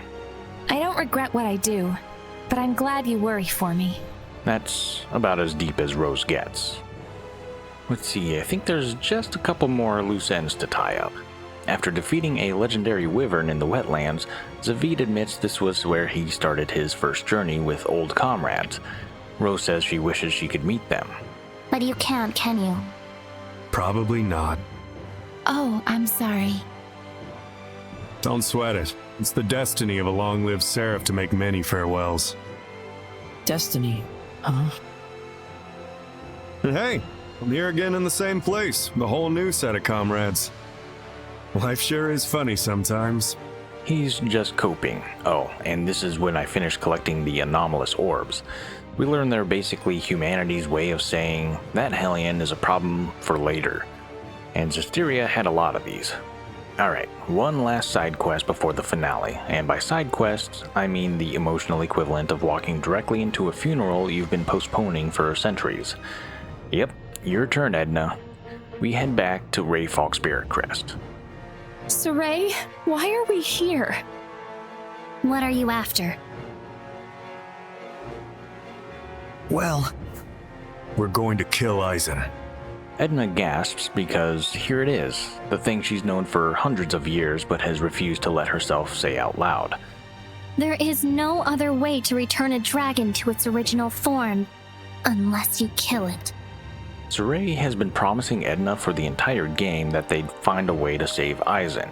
Zaphgott just told him the only way to save a dragon is the same method they'll use on Heldalf. So they climb the mountain. At the top, Edna acknowledges that she's done waiting for a different ending. The dragon comes down to meet them. They fight, they win, there's a grave at the summit now.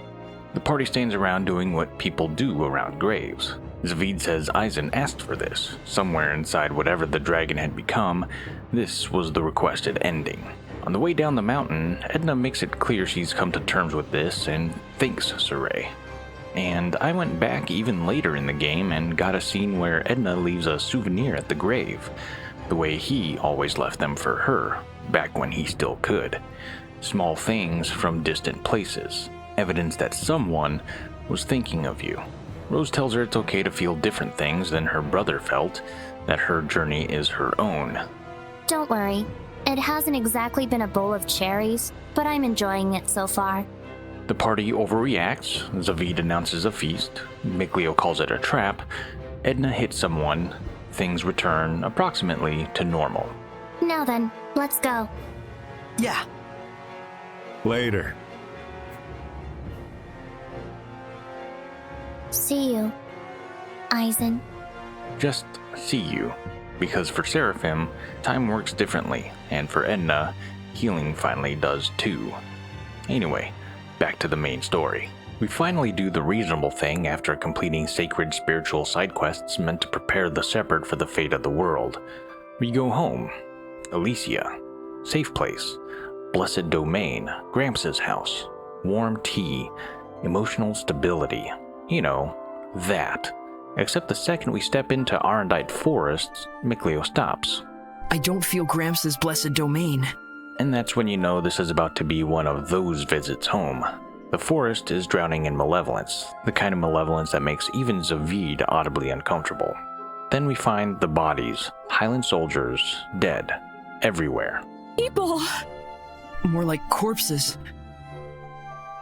Someone who could wield their powers even within Zenris's domain must have led humans and Hellions into this place.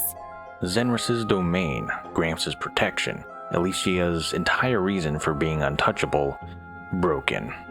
Heldalf. Yes, Sorey, it's Heldalf. It's always Heldalf. If something has gone catastrophically wrong, you can safely assume Catbeard had a hand in it before you even finish the thought. We push forward and find a two-headed Hellion dog parked directly outside the village gate.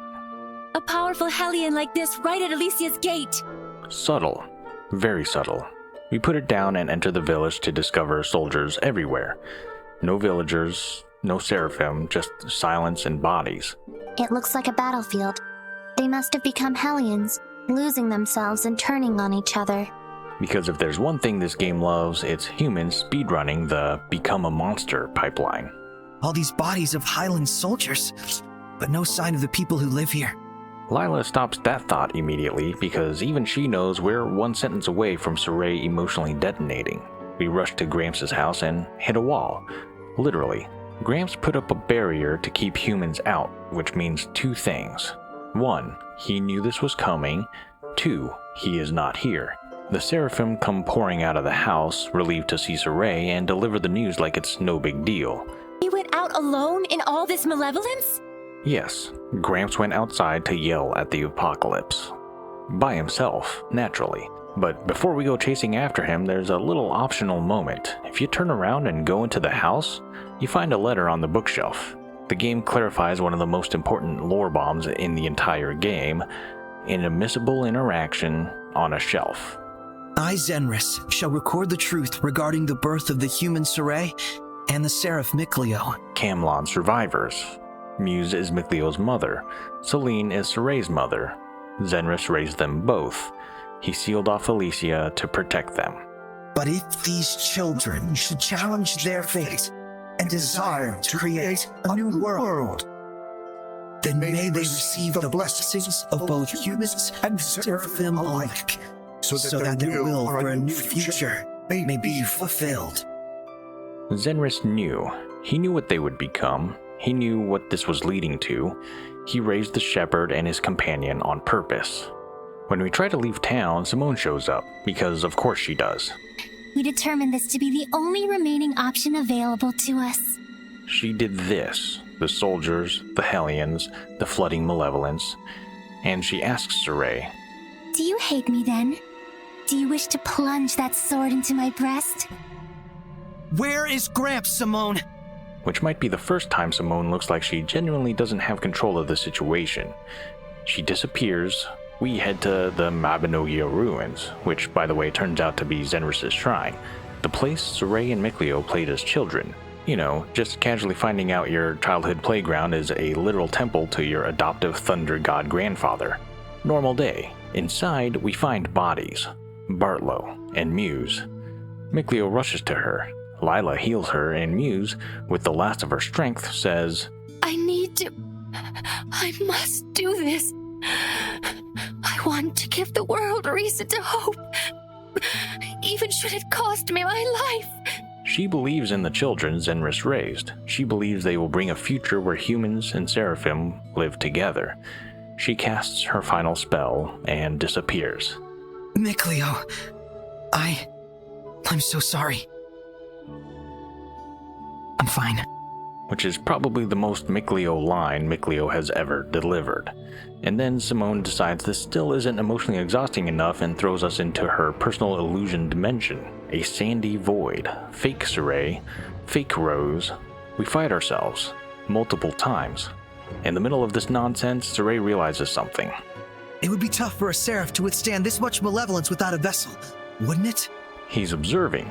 He's thinking. Simone's illusions start losing their bite because Sorey isn't reacting emotionally anymore. He's analyzing them, and that is the moment they realize Simone's just trying to make them break, and it's not working. By the time we snap back to the ruins for the last time, even the party is tired of her. Right. We don't want to let her stall us here while we talk about how bad she is at her job. And then, because this game has the emotional pacing of a caffeinated raccoon, we get a skit where Edna suggests learning to ski because hell froze over when you started using your head. Which somehow turns into Rose realizing she feels like she's missing something that'll clinch the battle. And Lila drops the real warning. The desire for strength is one that can very easily breed malevolence. There it is again. Desire, doubt, fear, regret. All the things this entire game has been pressing on. And we're not even at the gate of the dawn of chaos yet. We move forward, fully expecting to get yanked back into Sand Dune Illusion Simulator, but no, we actually make it to the next room. A dead end. What? But this was the only path! Another illusion. At this point, Simone's illusions have the same emotional impact as a loading screen tip. We're not scared, we're annoyed. Simone is a seraph. It's gotta be hard for her to maintain her powers in the middle of all this malevolence. Right on cue, Simone appears. No sand, no clones, no theatrics. Just her. It seems I will need to take other measures. Which translates to, fine, I'll do it myself. And for the first time, we fight the real Simone. Simone, you must be so... Are you sympathizing with me? If you care so much, then succumb to the darkness. See, she doesn't want to win. She wants Sorey to break. She wants him to prove Heldalf right. Mid-fight, she starts goading them. You don't have it in your heart to kill a seraph anyway. Why don't you speak for yourself, Toots? Kill me if you can, and unleash your hellion nature! She is begging them to justify her worldview, begging them to become what she thinks they are. And when we finally beat her, she's on the ground, laughing. If you don't kill me, this stage will never know a curtain. She wants a dramatic ending. She wants martyrdom. Sorey gives her the worst possible response. He shakes his head and walks away. We have more important things to do. She panics and grabs his arm. There it is. So that's your real face. Because for the first time, Simone isn't playing her role. She's scared, and then she tries one last time. Not with threats, with philosophy. She brings up Dezel. The answer he reached was that of revenge. Tell me, is that not the same goal our Lord shares? Simone genuinely believes Heldalf's vision is mercy, a world without suffering, without restraint, or guilt, without the need to fight yourself, just give in. Since you stopped resisting, have you ever felt truly alive? And you can feel the conversation shift. We go from a villain monologue to an intervention. Sorey even tries to answer the question Simone asked him earlier. Should one who only brings misfortune be allowed to exist? And his answer is so painfully Sorey that Mikleo has to step in and tell him to stop trying to be eloquent. I think all kinds of people should live. Together, we can find the way for all of us to be happy. And so you too. You don't understand. You don't even understand how cruel you are. You talk of happiness, yet even now you snatch it away from me. I have no reason to exist if I cannot work for the cause of our Lord. So she's just completely empty, and Sorey walking away without killing her is the most devastating thing he could have done to her. She cries as we leave. Do you think we got a message across to her? She was listening. More than that, I cannot say. And then we finally step outside the ruins and into Camlann. The world here feels wrong. Still, heavy. Like time itself stalled out and never restarted. My first time here, yet I already know the place. Feels bizarre. It's like time has stopped ticking here. You might be more right than you realize, considering how much power Maotelus wields. This is Ground Zero, the Origin Village, the birthplace of the Age of Chaos, and as we walk through it, the party starts piecing something together about Simone. I can't help but feel sorry for Simone. She must have been having a hard time coping with her burdens. To the point that she couldn't find meaning in her life until she started working for Heldalf. Her powers went beyond the typical domain of seraphic arts. They felt more special. Oh, you mean like from an oath? An oath she took not to kill anybody. That's why all she could do was illusions, manipulation, and emotional warfare. Her oath physically prevented her from ending us. She wanted to, she couldn't. She hated me that much. We pass Camlann's founding monument. Let this be the beginning. Michael named Camlann the Origin Village.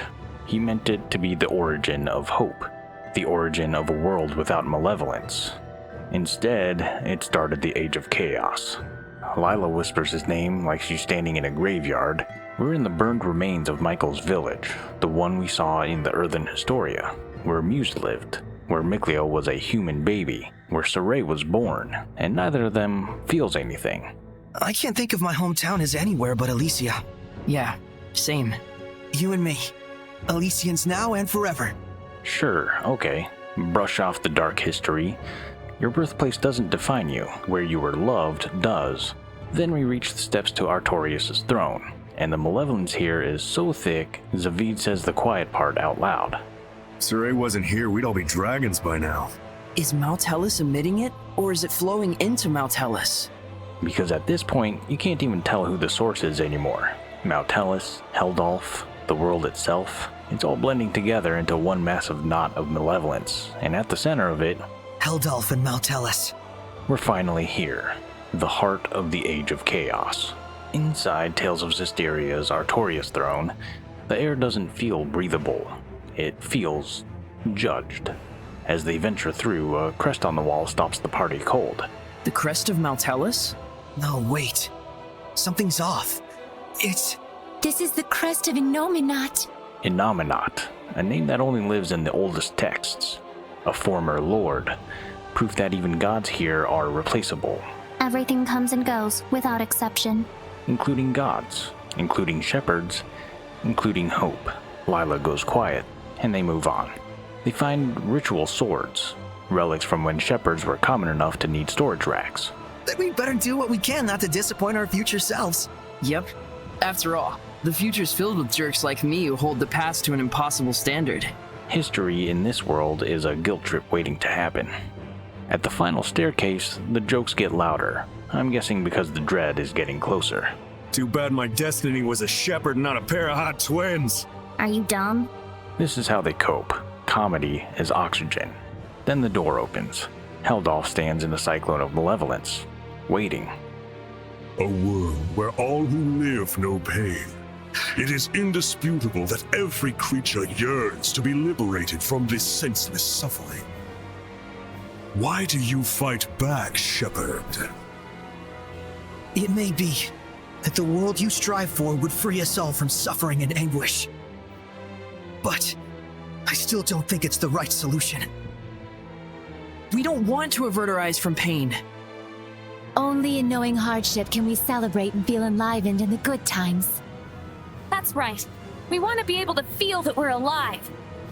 Is a painless world worth the cost of being human? Heldalf calls it the law of nature. Sorey calls it being not dead. The fight begins. Mid-battle, Sorey goes for the kill. Heldalf catches the blade with one hand, opens his palm. Zenris's face is embedded there. Gramps. What? You said you wouldn't give in to darkness. Then what is it you feel this very moment? He's absorbed Zenris? Sorey, stand back! Sorey!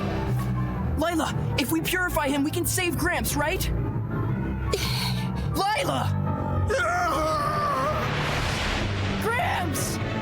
Do you feel it? The pain of hurting one's beloved children? This is no longer a boss fight. This is a moral execution chamber. Heldalf knows exactly what Sorey can do. The Shepherd's secret technique. The one that can sever Hellion bonds, but using it here would cost his friends. Saving your guardian will require you to sacrifice your comrades. But if you use it well, you'll never defeat me. It's quite the quandary, isn't it, Shepherd? This is where Tales of Zestiria starts being about what you're willing to lose to stay right. Zenris screams, they fight anyway. Rose tries to end it, Mikleo stops her. Sorey steps forward.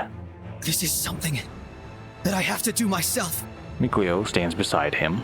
I won't let you carry this by yourself. They armatize. They remember Zenris's words. Then I humbly accept Glaivend and live your life to the fullest. And I know you will not go astray. They fire. Sorey plunges his weapon straight through the face in Heldalf's palm, through Gramps. They drop to their knees. Sorey, Mikleo, well done. Two boys crying in battle because doing the right thing required doing the worst thing. Heldalf watches. Your resistance is such that you would dirty your own hands? Yes, that's the point. Heldalf armatizes with Maotelus.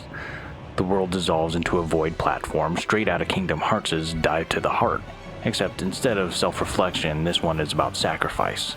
Enter the gun. Siegfried. The mechanic is cruel brilliance. To win, you must shoot your Seraphim into Heldalf, one by one, permanently removing them from battle. Your healers, your partners, your friends. How cruel and thoughtless of you.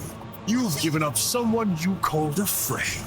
And the game forces you to ask, is this still righteousness, or have we just changed which lives are expendable? After the third shot, Rose can no longer armatize. After the fourth, well, I'll let the game take it from here.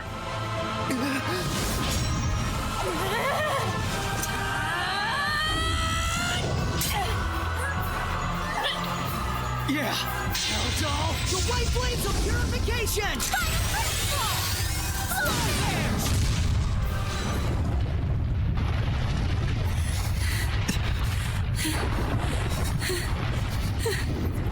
Have you run out of options?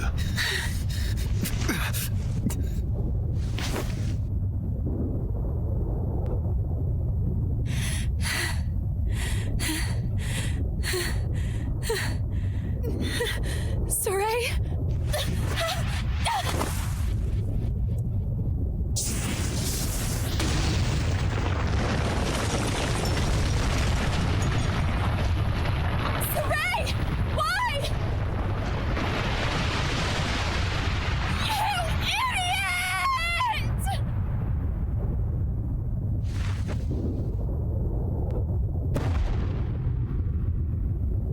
No more words, I take it. Let's do this!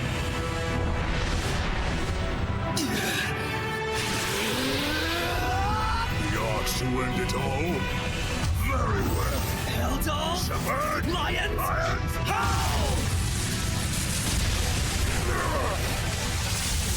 This is... Possible! my everything!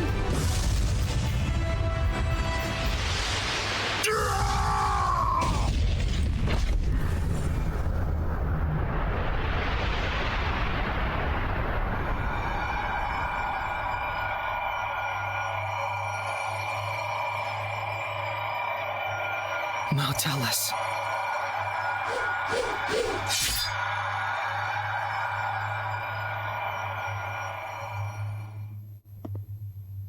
You've achieved your goal.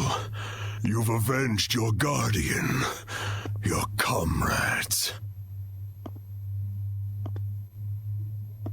This age of chaos will not end.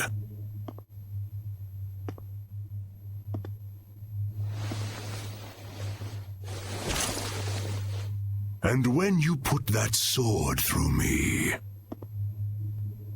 a new Lord of Calamity will be born.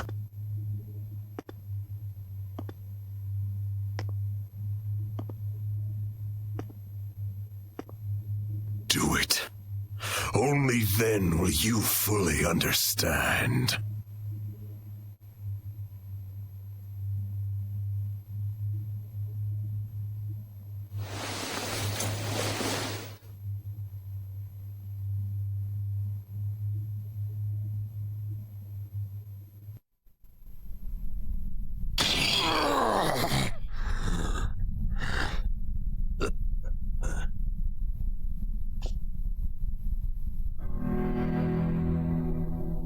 I'm sorry that this was the only way to save you.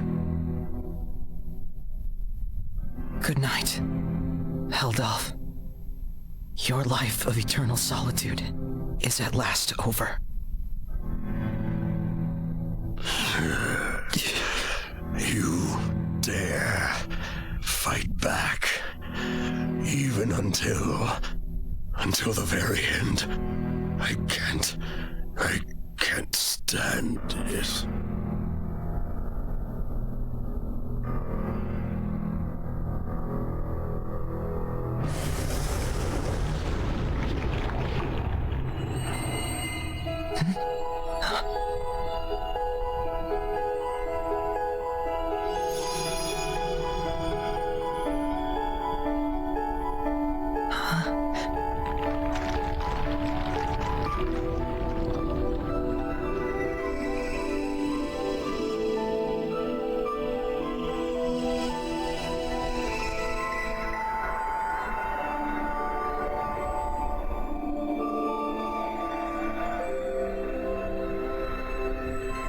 Thank you.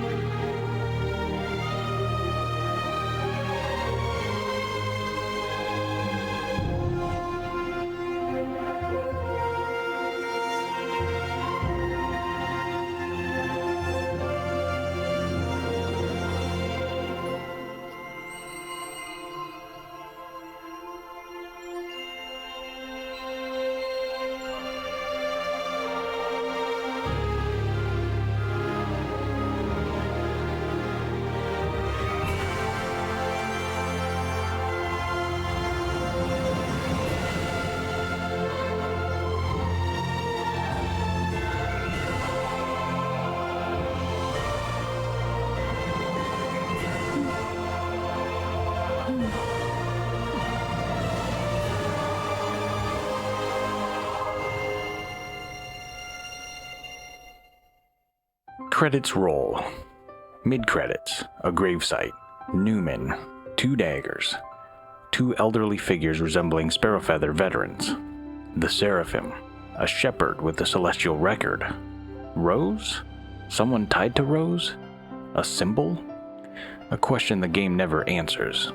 And finally, post-credits, Mikleo, older, long hair, exploring ruins. The floor collapses, a reminder of how this all started. But this time, a gloved hand catches him. A shepherd's glove. The end. We just finished Tales of Zestiria. Watched Sorey disappear into white light, watched what I assume was an older Mikleo fall through ruins again, except this time he's caught by, presumably, his best friend who returned after who knows how long. Fade to black.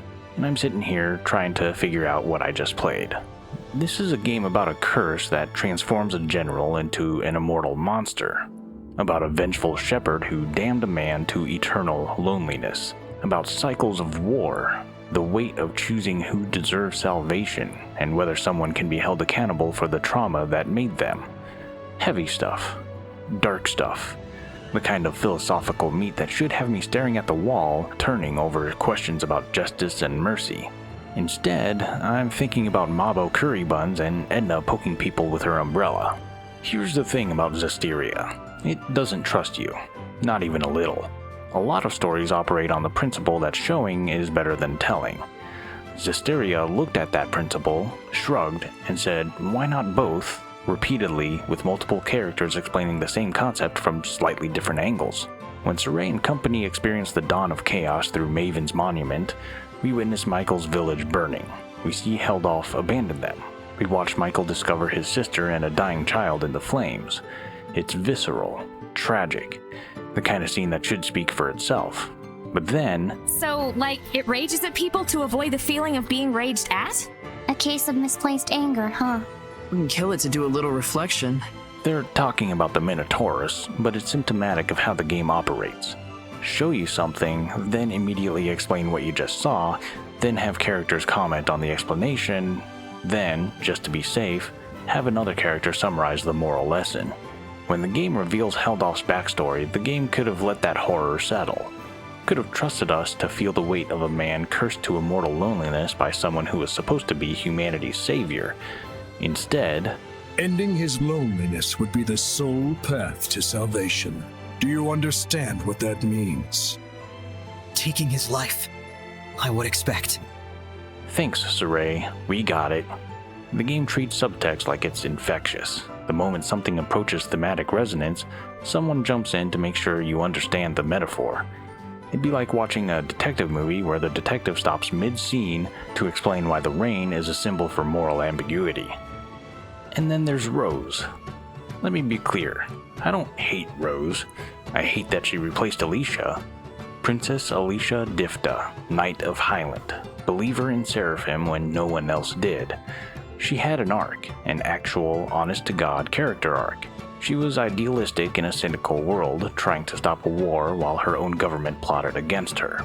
Her resonance was weak, which physically hurt Sorey when she tried to be his squire. That's conflict. That's interesting.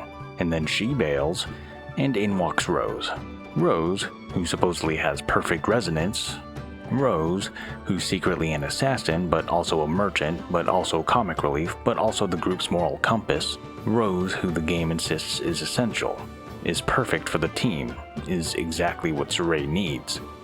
Mabo curry buns! Isn't that just your personal preference? Nope, it's a rational decision I'm making as the boss of the Sparrow Feathers. This is just what the world needs. The sheer deliciousness that only this combination can bring. Every time Rose spoke, I felt like I was watching someone try too hard to fit in. That forced enthusiasm. That look how quirky and relatable I am energy. She's the friend who laughs too loud at jokes, who has to comment on everything, who needs to prove she belongs. Creepalicious! No, Rose, stop.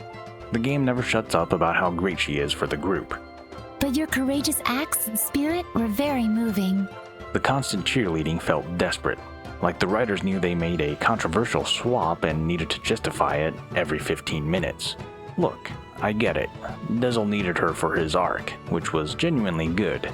A wind seraph using an assassin as his vessel to hunt the one he believes killed someone he loved. That's compelling. The problem is, Rose herself never felt like more than a vehicle for other people's stories. She's there for Dezel. She's there because Alicia's resonance wasn't strong enough. She's there because reasons. What was wrong with Alisha? Too weak? Sure, mechanically. The game makes it clear her resonance hurts Sorey, but narratively, I guess she was too inconvenient? Too tied to Lady League politics?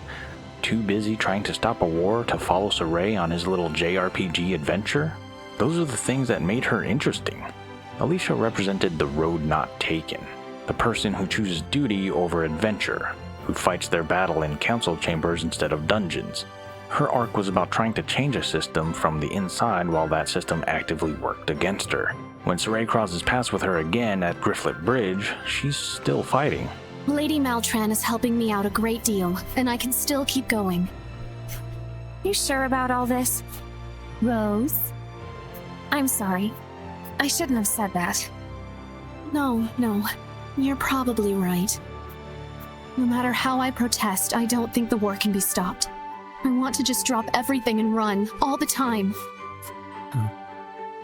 But whenever my thoughts drift in that direction, I stop.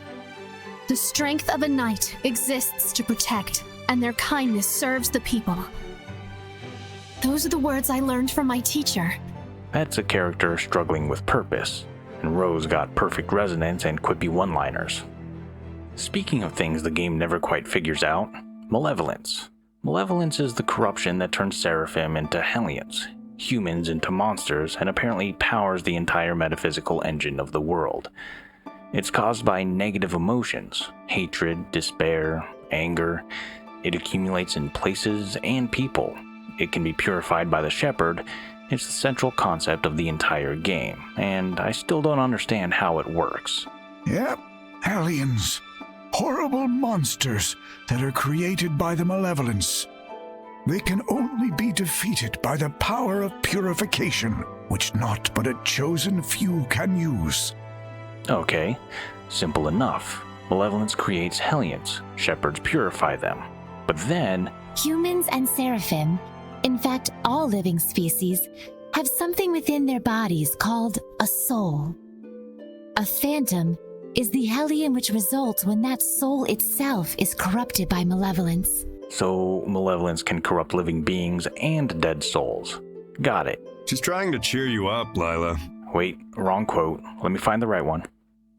You'll have a hell of a time with that if you can't even tell when you're being followed. That's not it either. The problem is the game drowns you in exposition about malevolence but never establishes consistent rules. Why do humans become Hellions while others just suffer from it? The scattered bones, assassins who've killed nearly 100 people, somehow aren't Hellions. Maybe they're good people? Good people? They're the most feared assassins guild on the continent. So, morality matters? But Heldalf becomes a Lord of Calamity not because he's evil, but because he's cursed. And that curse comes from Michael, the shepherd, who damns Heldalf in a moment of grief and rage. O ye who brought us this misfortune, grant thee eternal solace! Michael curses Heldalf with malevolence-fueled immortality, which makes Heldalf functionally unkillable and eventually transforms Maotelus into a dragon. But Michael himself doesn't become a Hellion from performing this act. He just dies? Turns into a seraph? The game shows us Gramps ending up with 2 babies, Sorey and Mikleo, but never explains what happened to Michael's body or soul. Then there's the blessing mechanic. Towns with seraph lords of the land are protected from malevolence, except when they're not. Lady Lake has a sanctuary, but it was corrupted. Glastonbury's guardian seraph ran away. Alisha is protected by Gramps, but Camlann, which presumably had Maotelus, still got overrun. Our tales tell that one of those dragons still remains in Rayfolk's Spirit Crest. But the celestial record doesn't mention anything like that. Perhaps not. It's hardly reasonable to think that all the legends in the world can be encompassed in a single tome. The game acknowledges its own inconsistencies, and then shrugs and moves on. Here's what frustrates me. Zestiria has interesting ideas. The concept of a shepherd cursing someone to become the very thing he's meant to destroy is chef's kiss levels of tragic irony. The question of whether Heldalf deserves salvation or death is genuinely compelling. The sacrifice of your companions to sever the bonds of strength, firing them as bullets into the enemy, should be devastating. And it would be if the game let it breathe. Instead, every emotional beat gets undercut by bunch of children. That's why we get along so well. Or explained to death. If you weigh lives on scales, you will falter at the crucial moment. All the more so if it is your friends' lives in question. But if you do waver, and your wavering leads you to a faulty answer, you may never recover. In this way does virtue become vice. I don't need Maven to tell me what I should fear. Show me Sorey struggling with that fear. Let me watch him almost falter, almost give up. Then have him choose to push forward without someone spelling out the moral. The game is at its best when it shuts up. When Sorey plunges its sword through Gramps to strike at Heldalf, that moment lands. When Edna sits in front of the defeated Minotauros and says, "Sorry for scaring you. Goodbye. Rest in peace." It's genuinely touching. When Sorey separates Rose from the final platform, mouthing words we can't hear, it's powerful because we don't know what he said. But those moments are rare, islands in a sea of explanation and forced levity. Tales of Zestiria wants to be profound. It wants to ask hard questions about human nature, cycles of violence, and the cost of idealism. It wants to be a dark fantasy, but it also wants to be a light-hearted JRPG about friendship and adventure. It wants comedy relief and fun party banter. These things aren't mutually exclusive, but Zestiria never figures out how to balance them, so you get whiplash. One moment you're hearing about how children turned into a Minotauros Hellion, the next moment Edna's calling Mikleo Amiibo and everyone's laughing about it. And Rose is the perfect embodiment of this tonal confusion. She's an assassin who kills without hesitation, but she's also quirky and upbeat and always ready with a quip. She represents the game's inability to commit to either darkness or light, so she exists in this weird, awkward middle ground where nothing quite fits. Alright, I've spent some time beating up on this game. That's off my chest now. But there are arcs in here that hit exactly the way they should. Mysteries that unfold at the right pace, sacrifices that land with weight, themes that simmer under the surface instead of being screamed at you. And yeah, I have plans for a video where I dive, probably deeper than I should. The irony is that the game's best moments are the ones it doesn't explain to death. Dezel is what every character in this game should have been. From the moment he appears, something's off. He's helping Rose, sure, but there's an edge to him. A purpose that sits just outside what the game is willing to name. The hints are there. The fixation on Hellions, the willingness to kill rather than purify, the way he watches Rose like either a dad or someone managing a debt. But it never sits you down and explains Dezel is on a revenge quest. It lets you wonder, and then Simone shows up and it lets you watch, without explaining that either. What makes the arc work is what the mystery is actually concealing. Dezel is a wind seraph. His blessing amplifies what's already in the people around him. Resonance, emotion, desire, all of it. He poured that into the Wind Riders freely, out of love, and somewhere in that generosity, he amplified Conan's worst impulses until they curdled into something monstrous. He didn't know. By the time Simone forces the memory open, he spent years building a clean story around a truth he couldn't survive. That there was no villain who did this to his friend. It was just his own blessing, operating exactly as intended, on the wrong person. He learned by copying me, and yet, I don't think he even remembered who I was. That fellow tossed everything away, even his memories. That's a seraph who looked at what he'd caused and constructed a target instead. Whether Simone deliberately kept that target in place is the one thread the game doesn't tie off. She was there. Illusion and misdirection are literally her power, and she clearly knew the real shape of events long before Dezel remembered. The game never confirms if she steered him away from the truth, but it doesn't feel like a coincidence either. What the arc ultimately refuses to give him is the thing revenge stories usually promise: resolution. He dies with the truth in hand and no way to act on it. The seraph he spent years hunting didn't destroy his friend. His own blessing did. And the one right thing his death actually accomplishes is saving the life of the person that blessing nearly destroyed in the first place. That's tragedy that earns a smile anyway, because even after the memory comes back, even knowing all of it, he doesn't curse his sins or despair, he just chooses Rose. After everything, that's the move he makes. The game doesn't editorialize on what that means, it shows you the hat on the ground and cuts away. Edna's story is smaller, a subplot really, compared to the world-ending stakes of Heldalf and Maotelus, but it works because it's personal in a way the main plot never quite achieves.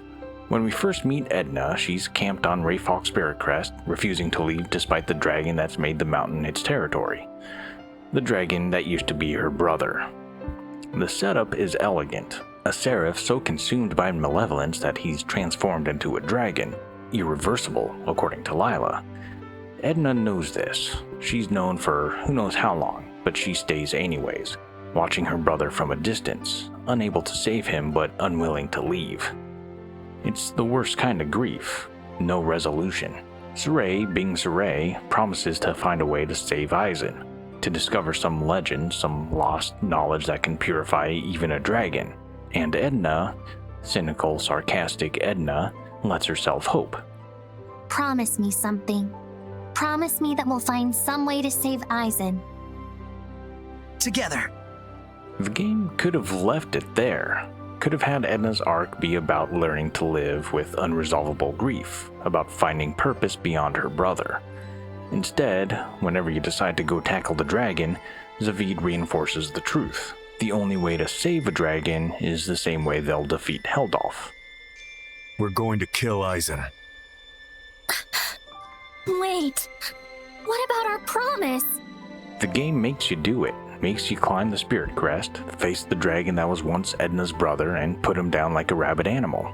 And Edna chose to be there and participate, chose to use her power to help kill the only family she has left. Time has come, Eizen.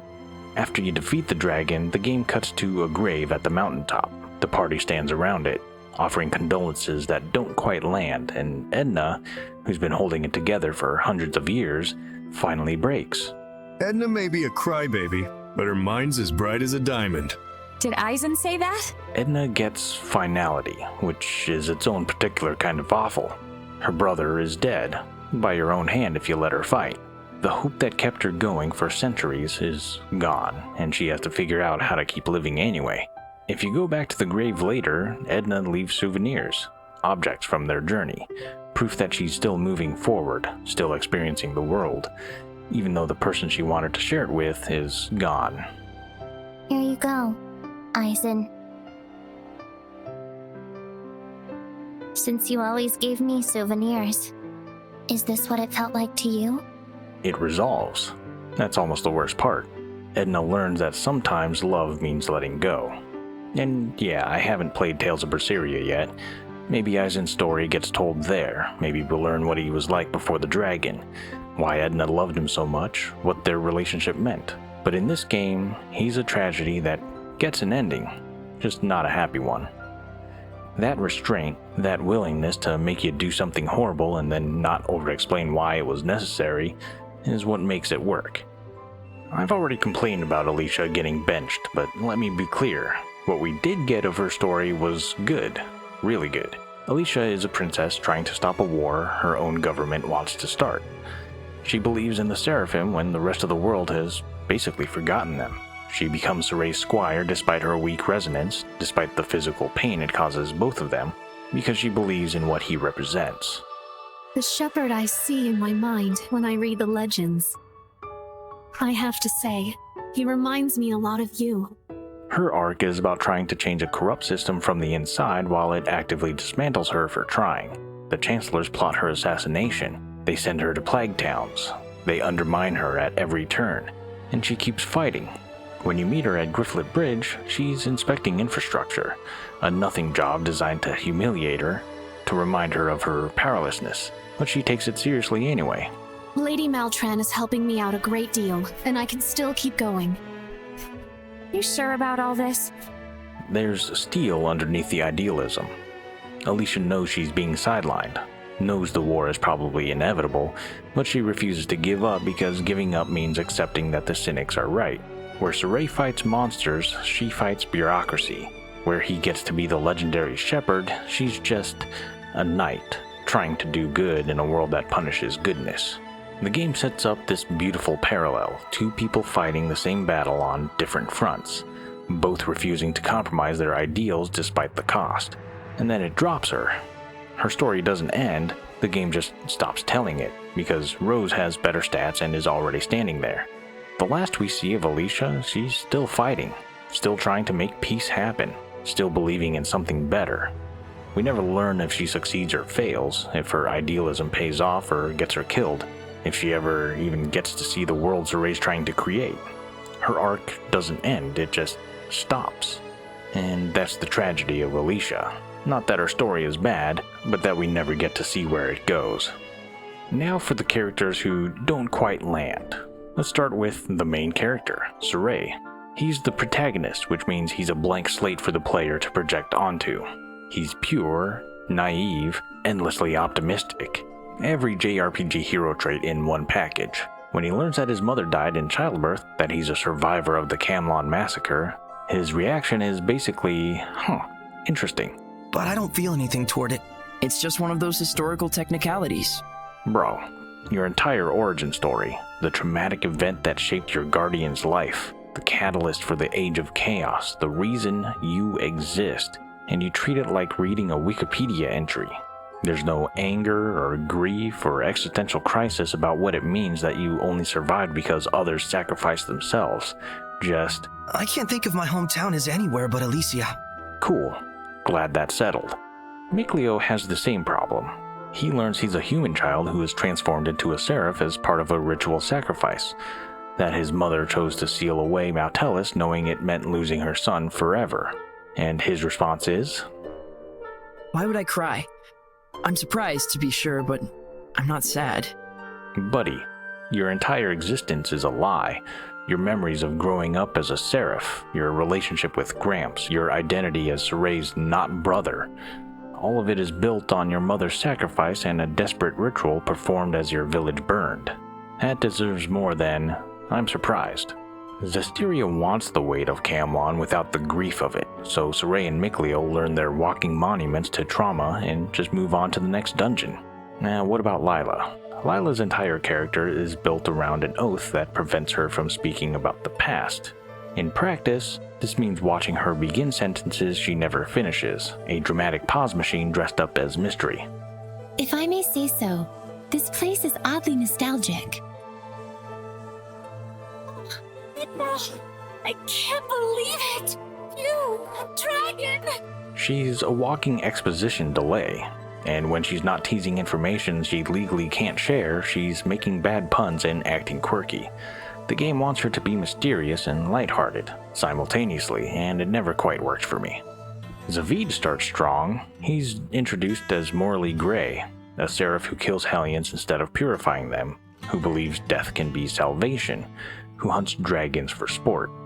He's the anti-Sorey, the pragmatist who thinks mercy is weakness. Besides, death is a kind of salvation. Some. Great philosophy, dark, nuanced, a genuine ideological counterpoint to Sorey's save everyone optimism. Too bad my destiny was a shepherd, not a pair of hot twins. Are you dumb? The game introduces a character with a genuinely compelling worldview, then decides he's more useful as the party pervert. By the end, his contribution to the finale is, and so that's why the landscape here is so out of this world? Thanks, Zaphgott. Real philosophical there. Now, a few little things that surprised me. Early in the game, Sorey and Mikleo need to cross a massive pit in the ruins. Sorey spots debris floating in mid-air, an invisible bridge, but Mikleo can't see it. There, take a look. Go on, look closer. Come on, we don't have time for this. Let's cut the fun and games, alright? Eventually, Mikleo uses his water magic to make the bridge visible, coating it in ice so both of them can see it and cross safely. The game never comments on what this means. Never has a character explain, oh, this represents how Sorey and Mikleo have different perspectives but work together to overcome obstacles. It just happens and you're left to interpret it. And that interpretation is obvious. Sorey sees things Mikleo doesn't, Mikleo has powers Sorey doesn't. Together, they make the invisible visible. They bridge gaps. It's a perfect microcosm of the human-seraph partnership that's supposed to save the world. But because the game doesn't say that, it actually works. It's a moment of problem-solving that doubles as character development and thematic reinforcement without being heavy-handed about it. More of this, Zestiria, more showing, less telling. The Iris gems, Earthen Historia, are interesting because they're unreliable narrators. They show fragments of history but not complete stories. You see Heldalf defeat a dragon in one hit, but not why he was fighting it. You see shepherds celebrating at a wedding, but not what happened before or after. You watch the dawn of chaos unfold, but even then you're seeing specific moments, specific angles. Do not ponder the answer for now. Simply feel. Understand? The Earthen Historia basically show you what Maotelus remembered, filtered through his consciousness, preserved in crystallized memory, shaped by the moment of capture. With that said, they only show you what happened, not necessarily what it meant. This is why Maven's role works. He's the storyteller of time, the keeper of forbidden history. He can activate the hidden iris gem, the one too dangerous for public consumption. But, as one guy mentioned, it's hardly reasonable to think that all the legends in the world can be encompassed in a single tome. History is incomplete, contradictory. Multiple legends exist about the same events. The celestial record versus local folklore about dragons. The game is essentially saying the past is always interpretation, always shaped by who's doing the remembering. And then it mostly drops this concept and moves on. But it's there, lurking, a subtle take on how history shapes the present, how what we remember determines what we believe, which determines how we act. Let's talk about Zenris, or Gramps, made a choice the night Camlann fell. He found himself with 2 babies in the ruins. For a human and a seraph child raised together, anything is possible. He took them both, raised them as brothers, taught them about seraphim and shepherds and the world beyond Alisha, prepared them for the exact situation they'd eventually face. I have raised both of you as my own since you were but babes, all the while doing my best to protect this land. The game doesn't interrogate this. Never has Sorey or Mikleo actually confront the fact that their entire childhood was shaped by trauma they didn't remember. That Gramps' love for them might have been genuine and strategic. That maybe they were being groomed for this role from infancy. They watch it and learn about it, but they just didn't connect, I guess. When Heldalf absorbs Gramps and uses him as hostage, forcing Sorey to choose between saving his guardian and defeating the Lord of Calamity, it should be the culmination of this theme. The moment where Sorey has to reckon with what Gramps' sacrifice meant, what his entire upbringing was for. Instead, I won't forget this pain. He shoots his adoptive father in the face. Maybe that's the point. Maybe the game is saying that Gramps' plan worked, that Sorey is so committed to his answer, so certain of his path, that even killing his own guardian won't shake him. That this is what it means to be the shepherd, to make impossible choices without hesitation. Or maybe the game just didn't want to spend time on emotional fallout when there was a final boss to fight. Either way, Gramps' role, the seraph who raised a human and seraph child together, who prepared them for a battle he knew was coming, who let himself be used as a weapon against them, is a more complex theme than the game admits. Heldalf's curse is probably the most interesting thing about the entire story, at least to me, and I actually feel like it's not even addressed properly. O ye who brought us this misfortune, grant thee eternal solitude! Eternal solitude. Loneliness. Michael curses Heldalf to live forever, unkillable, unable to die even when he wants to. Every person Heldalf knows will die. Everyone who could understand him, could see him as human, will turn to dust. He'll watch civilizations rise and fall, watch the world change until nothing familiar remains, and he'll be conscious through all of it. Except 17 years later, Sorey shows up. Let me ask you one more time, Shepherd Sorey. Join me. This is why Heldalf keeps trying to recruit Sorey. He doesn't need power. He's already the Lord of Calamity. He's just pointing to common ground. Sorey is like him, cursed to be alone. A shepherd, by definition, stands apart from humanity, sees seraphim that others can't, bears responsibility that isolate him from normal life. He's kind of like a sole mediator between humans and seraphim. Heldalf wants Sorey to recognize the shape of his own future. Everyone he loves, dying, him, watching. The peace that only comes from fighting against suffering. Surely you don't think the world should consider that a blessing? He's not entirely wrong. Sorey's ending is ambiguous. Did he die, become a seraph, sacrifice himself to purify Maotelus and disappear from time? I guess you would call it an epilogue, shows Mikleo, years or decades later, still waiting. Sorey avoided Heldalf's fate by having Mikleo, someone who won't die of old age, who can wait decades for his return. But in the end, that burden just shifts. Now Mikleo is the one cursed to loneliness, waiting for someone who may never come back. The game almost has Heldalf spell out, "You'll end up like me, Shepherd," but it pulls back just enough to let you interpret the parallel yourself. Here's what kills me about Tales of Zestiria. The game has everything it needs. Dezel's arc proves it understands restraint. Edna's arc proves it can sit with tragedy that doesn't resolve. The Invisible Bridge shows it can communicate themes visually. These aren't flukes, but the game can't help itself, can't resist explaining, can't maintain tone, can't commit to darkness or light, so it oscillates between them until you're dizzy. And Rose is the perfect embodiment of this failure. A character the game insists is great while giving you every reason to disagree. A replacement for someone more interesting, more thematically relevant, more real. Maybe in a different game, with different pacing, with writers who trusted their audience more, these pieces would cohere into something genuinely great. Instead, we got what we got. A game that's occasionally brilliant and frequently frustrating, that has moments of genuine darkness surrounded by umbrella jokes and curry buns.